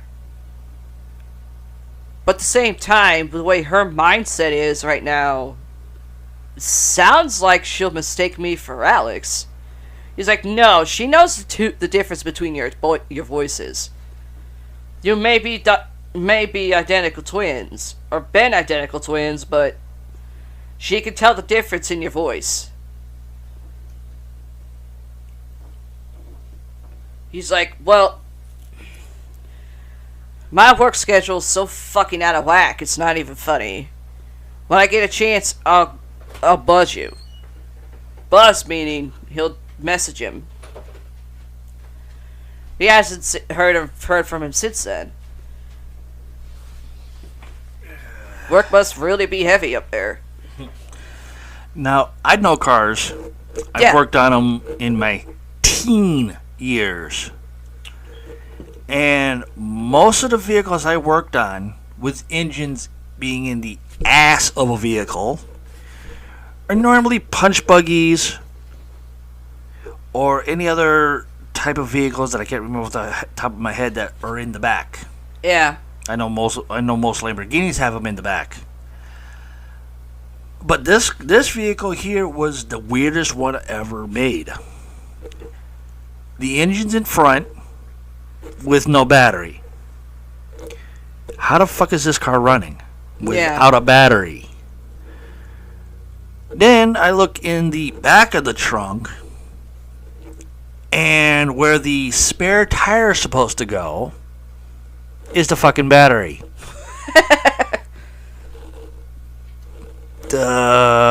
Okay. That got me thinking.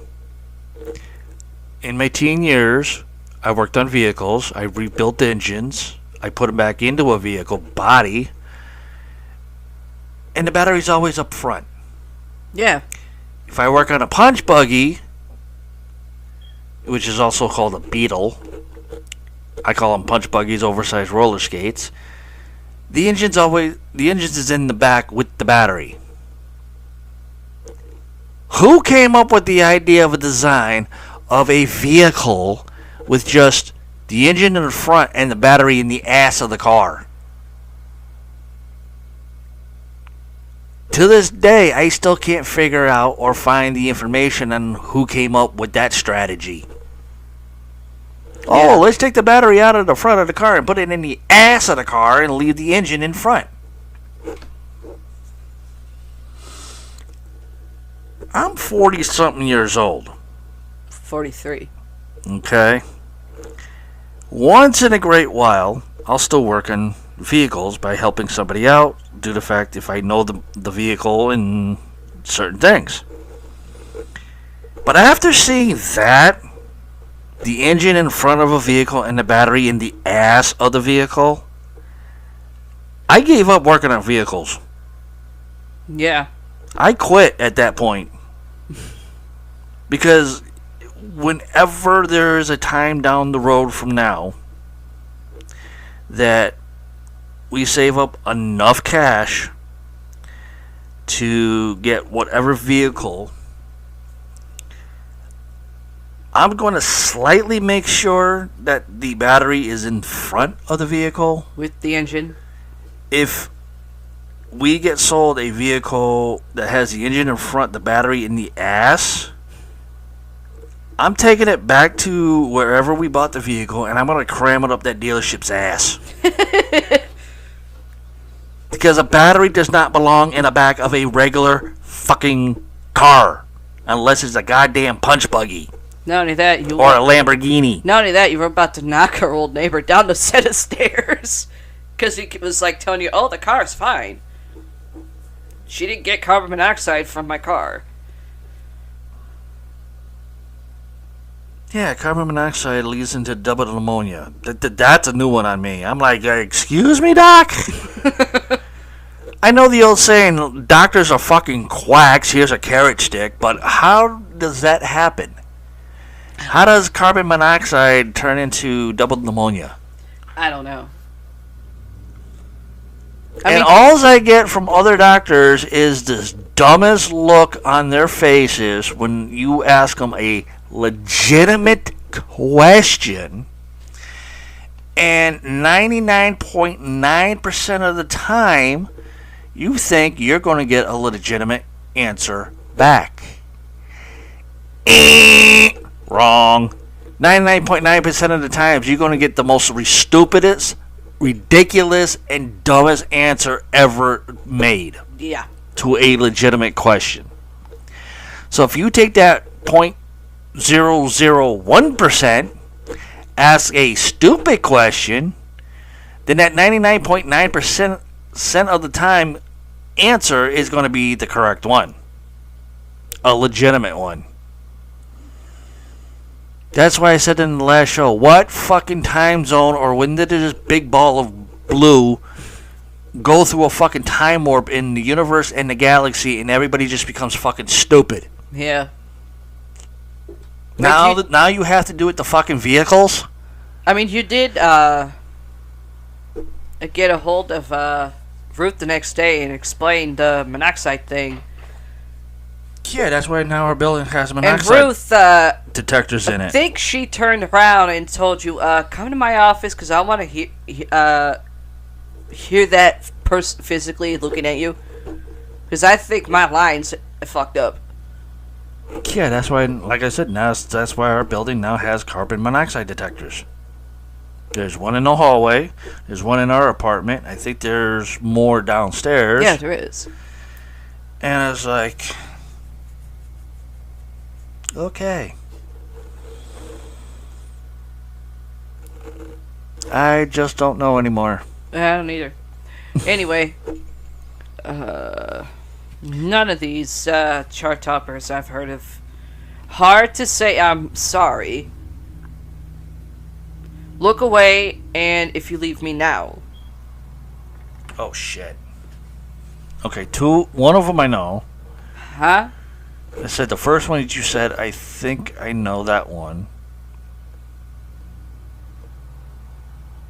But I'm not 100% sure. The vocal is Peter Cetera. Okay. Never mind then. Never mind, that just blew it out of my head. Chicago. Oh, I was going by the song. I wasn't thinking of... Popular album, Chicago Transit Authority. Oh, CTA. That's the short version. Despite numerous lineup changes, Chicago continues to entertain audiences of mostly aging baby boomers. After more than 50 years, the jazzy horn, that's what he said to his partner. That's what she took up in the rear. So did his partner.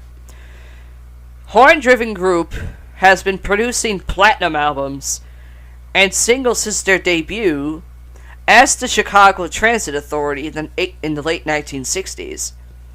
Born by the sensitive vocals of Peter Cetera, the group has posted 20 top 10 hits.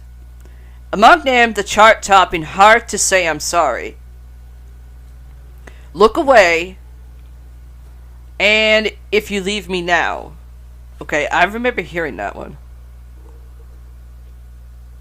Hard to Say I'm Sorry, I think I've heard a couple times on the radio. I have too. That's why I was like, well, I know the first one. 5 of their albums have gone to number 1, including Chicago 5. 5 is being Roman numerals. Yeah, because like I said, the first one I knew because I started doing it in my head. Yeah. And I wasn't thinking Chicago at first. I was thinking more like Journey or Foreigner. Yeah. At the time, but I was like, no, it can't be that. And then when you said the Chicago Transit Authority, I'm like, oh, CTA. I was like, okay, so that was Chicago. But then I also got to thinking too. It was like, wait a second. That's a copyright infringement. Due to the fact that it's a fucking bus company. And they're not buses. Yeah, I know. That was number 45. Number 44.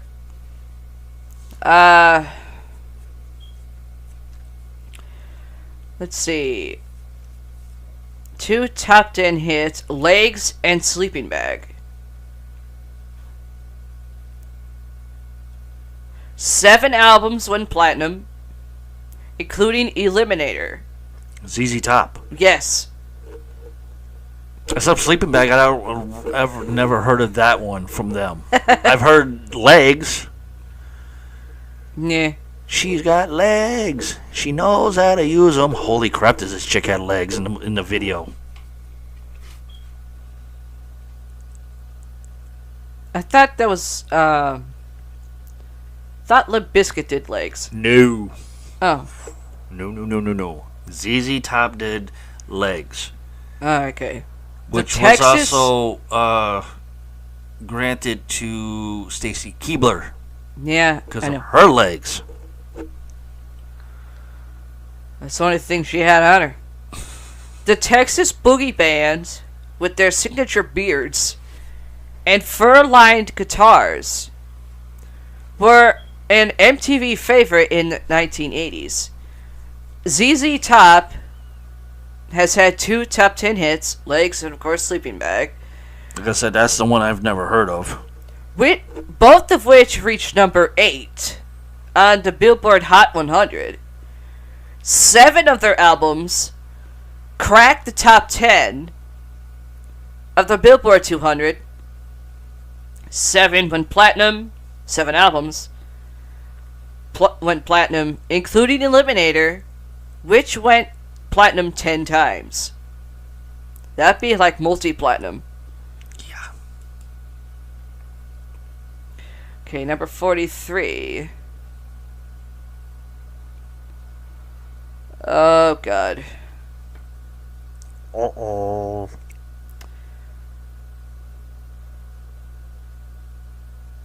I'm just gonna say this. Maria. I would say Santana, but that doesn't Yes. sound like... What? Wow! Never heard of it, but I knew the name of the The artist. popular album Santana. Santana, led by guitar virtuoso Carlos Santana, posted their first top 10 single in 1970, Evil Ways. And their most recent hit in 2008, Into the Night. 2 songs have climbed to the Billboard Hot 100 pinnacle, Smooth, Yup, with Rob in Thompson. 1999, and Maria in 2000. 4 Santana albums have gone to number 1 on the Billboard 200, including their most recent work, Shaman, in 2002. Santana's 1971 album, Abraxas, is a 5-time multi-platinum record.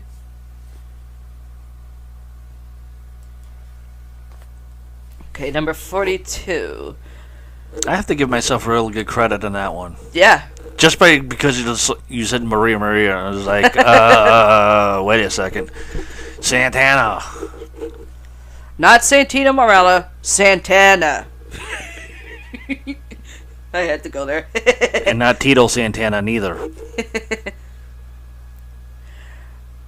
Popular album, Moving Pictures. They're Canadians. The frontman, Geddy Lee.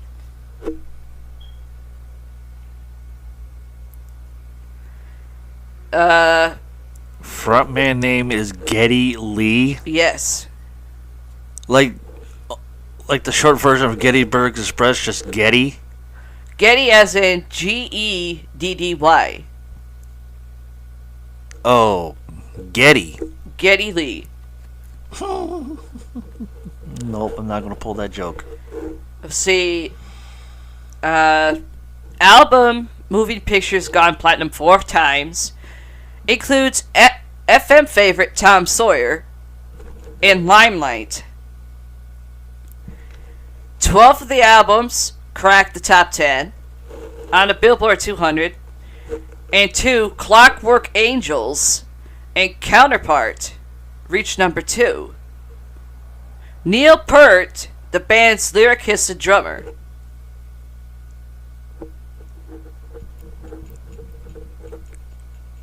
Rush. I thought they were British. I thought so too, but when I first heard them, I thought they were British too, but they're Canadian. And Reliable Stadium Act, led by, of course, Geddy Lee, the 40 million records. Yeah, sold 40 million records in their more than 4-decade career.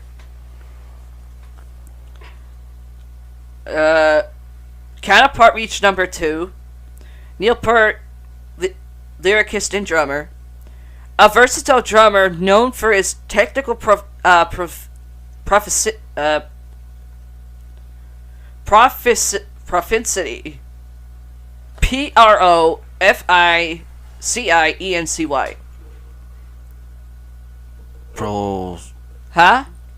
Prolificy. Thank you.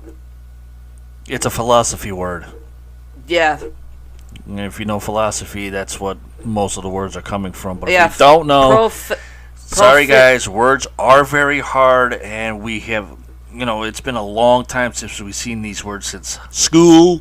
Proficiency, however, who won prizes for Modern Drummer's annual Readers' Poll 38 times, died in January. It doesn't say what year.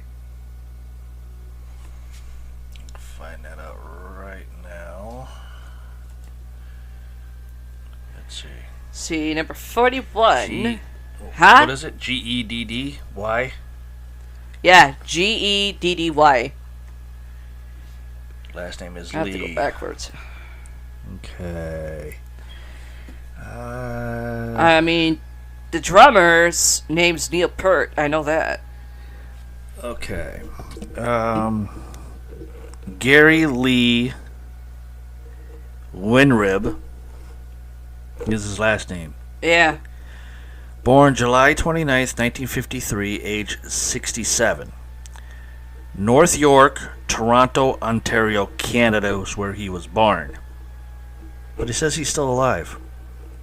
Well, yeah, I'm talking like Neil Peart. Neil Peart's the band's lyricist and drummer. Hold on. Let's see if I can find that name.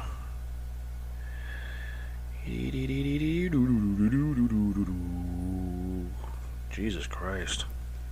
Got a lot of nice guitars, though. Huh? There's a picture of Lee on here on tour with various basses and acoustic guitars, and some of them are really nice. Except for one. One looks weird. Yeah. It looks like one of those punching bag clowns that you can punch in and just goes down and comes right back up. Yeah. It's the weirdest thing ever. Okay. Popular album. Death of a Bachelor. I'm surprised they don't have a band list name up here.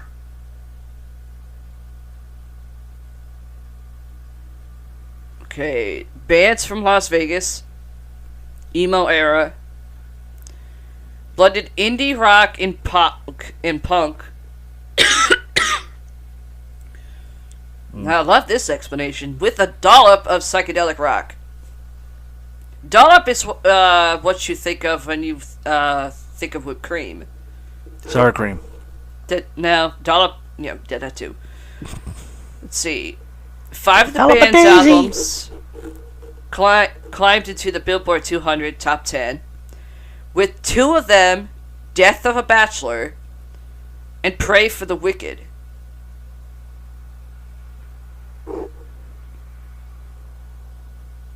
Don't know.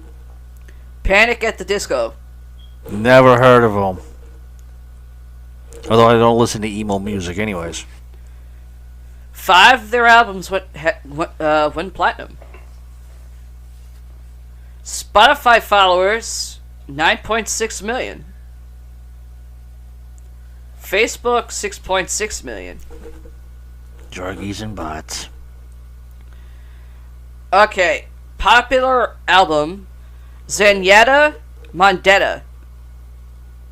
Bless you. That's the album name. Like I said, bless you.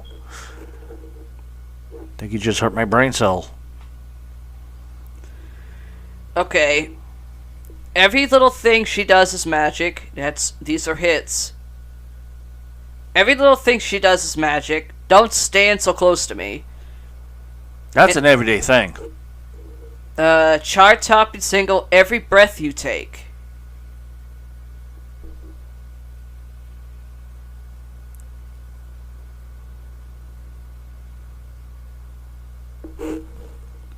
Don't know. Oh my god. Okay. But Andy Summers. Every Breath You Take was a Bruce Springsteen song. Not what I'm looking at. And then it was also introduced again when B.I.G. passed away. And it was Bruce Springsteen, Puff Daddy, Nope. and Faith Evans. Nope. Every Breath You Take. Ghost in the Machine. Synchronicity. Okay. It's a 3-person band, and they're guys. Punk / reggae. Formed in London. Members from Great Britain and the United States.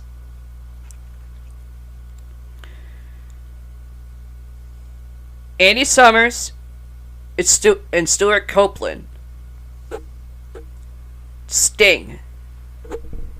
And I ain't talking to wrestler Sting. Okay.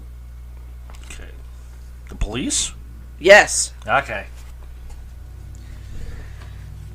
But yeah, the Police did Every Breath You Take too.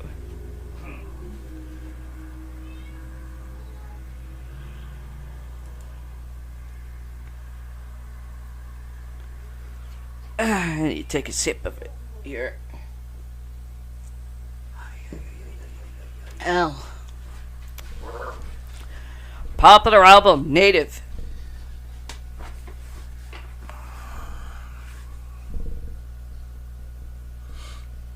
Native. Hang on. Let's see. 3 songs by this group reached the top 10 on the Billboard Hot 100, with 2 of the songs, Counting Stars and Apologize, going to number 2. Most successful album, Oh My My.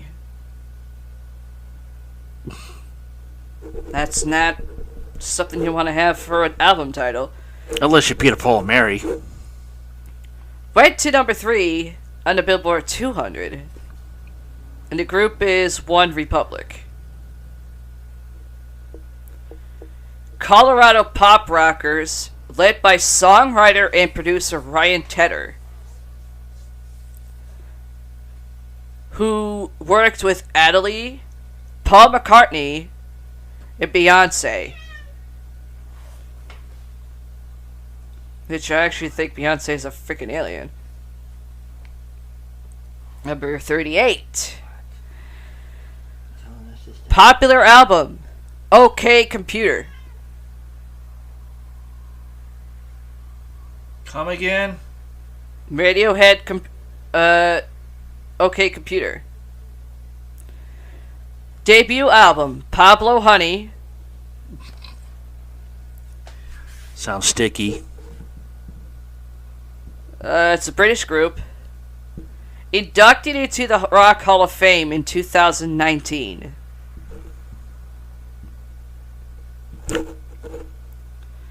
Okay, hang on.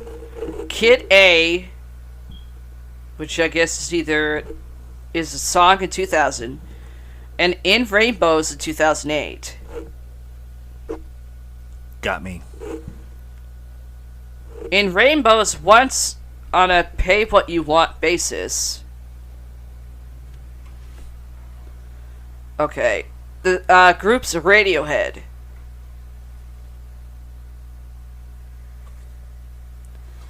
Wasn't into them. I know. The band later, let's see.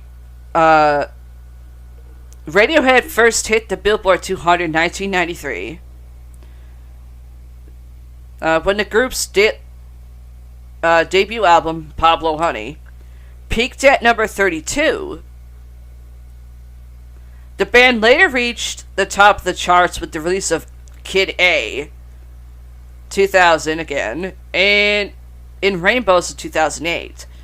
In addition to their innovations in rock, adding experimental electric sounds and recording techniques, so that would be tempo.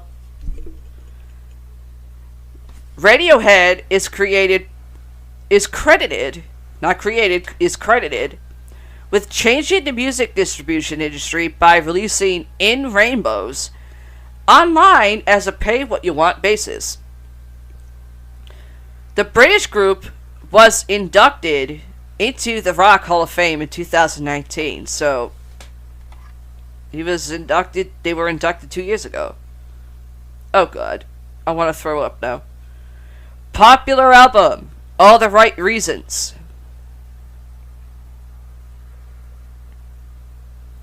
They're from Canada, beginning in 2001. Popular song, How You Remind Me.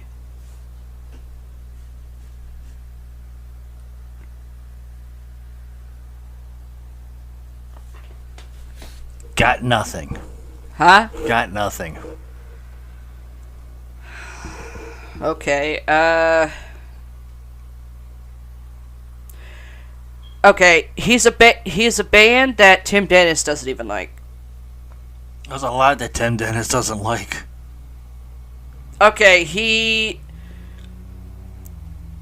explained to Dave Schrader one day doing Supernatural News that is either that or it was True Crime Tuesday when they were doing Dumb Crime, Stupid Criminals. And Tim said, told Dave, the group shouldn't be used as a punishment tool because that's too cruel. I don't remember that. Okay, the group's music also appeared a few times in Alcatraz, or on Alcatraz, whether it's Monday Night Raw, SmackDown, or freaking pay-per-view. There was a lot. Nickelback. Oh, Nickel Slap. Or Nickel Nickelback Flap. are post-grunge rock bands, or rock act. I'm going to say rock band because rock act doesn't even make sense. From Canada, who beginning in 2001 posted 6 top 10 hits in the Billboard Hot 100, including the number 1, How You Remind Me, in 2001. 7 of their albums reached the Billboard 200 Top 10. And the LP, All the Right Reasons, reached the peak in October of 2005. The album was one of 6 to go platinum. Billboard named the group the top band of the 2000s.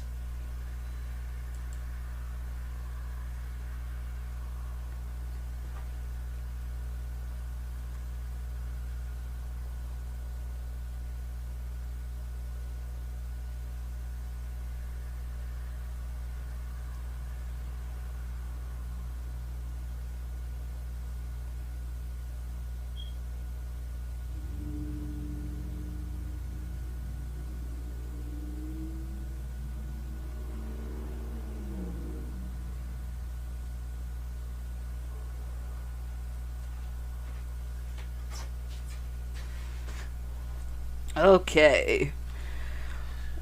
I think it's time to stop here because I'm getting hungry. Okay, 2 more. Highest charting single. Sweet Home Alabama. Leonard Skinner. Yes. Because if you were going to get that one, I was actually going to say Freebird. Leonard Skinner. The Florida Rockers. I don't know if that's a good thing or a bad thing, being from Florida.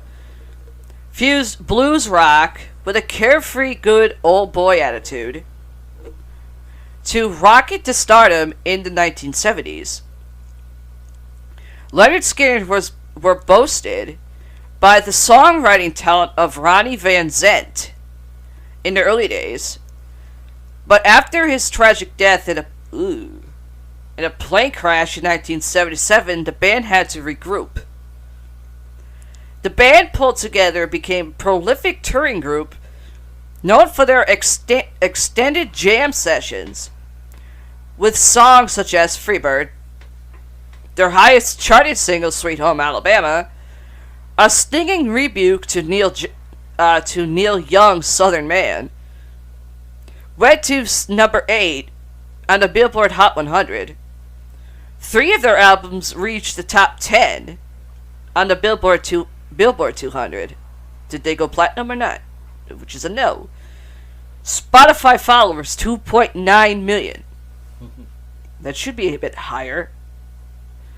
Facebook, 5.5 million. Popular album, The Best of Leonard Skinner, 20th Century Masters the Millennium Collection. That's a long ass fucking album name title. Sure is. Okay, 35. Popular album, The Number of the Beast.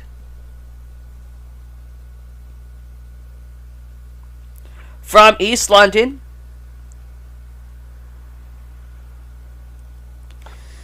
Let's see. 82 album, The Number of the Beast, includes songs like the title track and Hallowed Be Thy Name. American radio stations were skittish about playing the album because of protests from Christian activists. That's probably why they never played it. Hold on. 2 albums, The Final Frontier and The Book of Souls. See, The Final Frontier. Now that's a Star Trek thing. Chris has mentioned that he's they're one of his favorites, and they're not it's not the Beatles. Beatles is one of his favorites, but he's toured with them a lot during festivals in overseas. There's a lot that toured with him. I mean, there was Avenged Sevenfold, there was Korn, Crunk, a bunch of other ones I can't remember off the top of my head. Iron Maiden.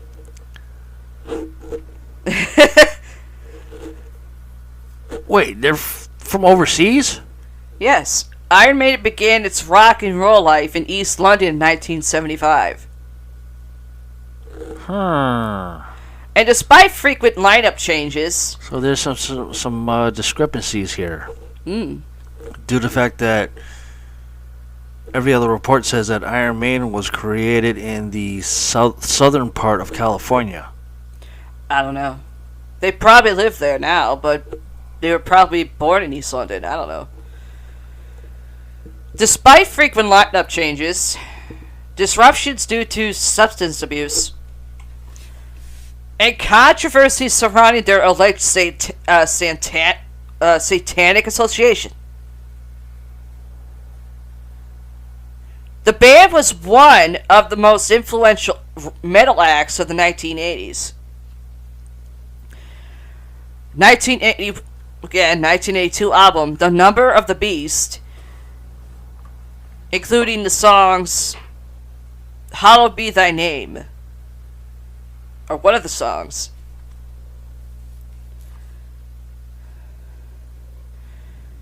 Okay. 2 Iron Maiden albums, The Final Frontier and The Book of Souls, reached number 4 on the Billboard 200. I've heard of Iron Maiden music. I've seen maybe one or two of their music videos growing up.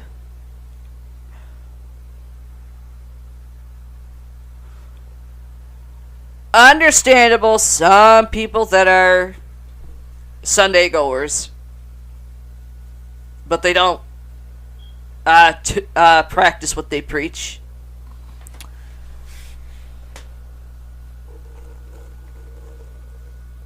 Would obviously find an issue with a name, the Number of the Beast.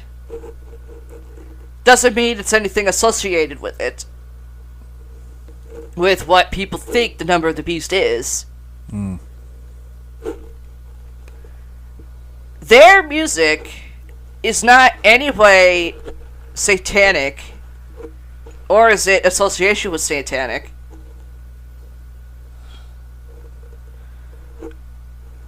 Let's see. American radio stations were skittish about playing the album because of protests from Christian activists. Mm-hmm. Which are and people who don't practice what they preach. Exactly. I mean, I know of some people that are Christian and they don't act like that. No. But... Well, they didn't until they had an issue with me coming out being a witch. Yeah. And I turned around and said, you know what? You don't practice what you preach. Bye. Yep. Okay. I'm getting hungry. Popular album, Bayou Country. Fortunate Son. Who'll Stop the Rain? Proud Mary. From California.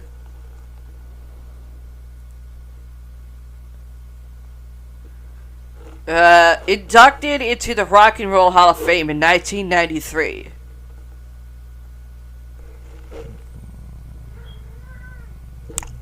They were also called CCR. CCR? CCR. Don't know. Rockabilly combined their styling, combined rockabilly, whatever that means, R&B, and country. See, rockabilly would be in the category of country. Also down in the bayou. Which would be like Louisiana or somewhere else. Creedence Clearwater Revival. I don't know how they're a fucking rock band because that doesn't sound like one. No, neither does the name. The name sounds more like the other way. Let's see. Their stylings post 9 top 10 hits on the Billboard Hot 100 from 1968 to 1971. And 7 singles went platinum. CCR wade into the political divisive Vietnam War era with songs like Fortunate Son and Who'll Stop the Rain. 5 CCR songs reached number 2, including the often covered Proud Mary.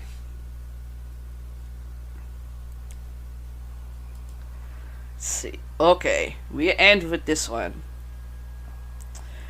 Popular album, Alive.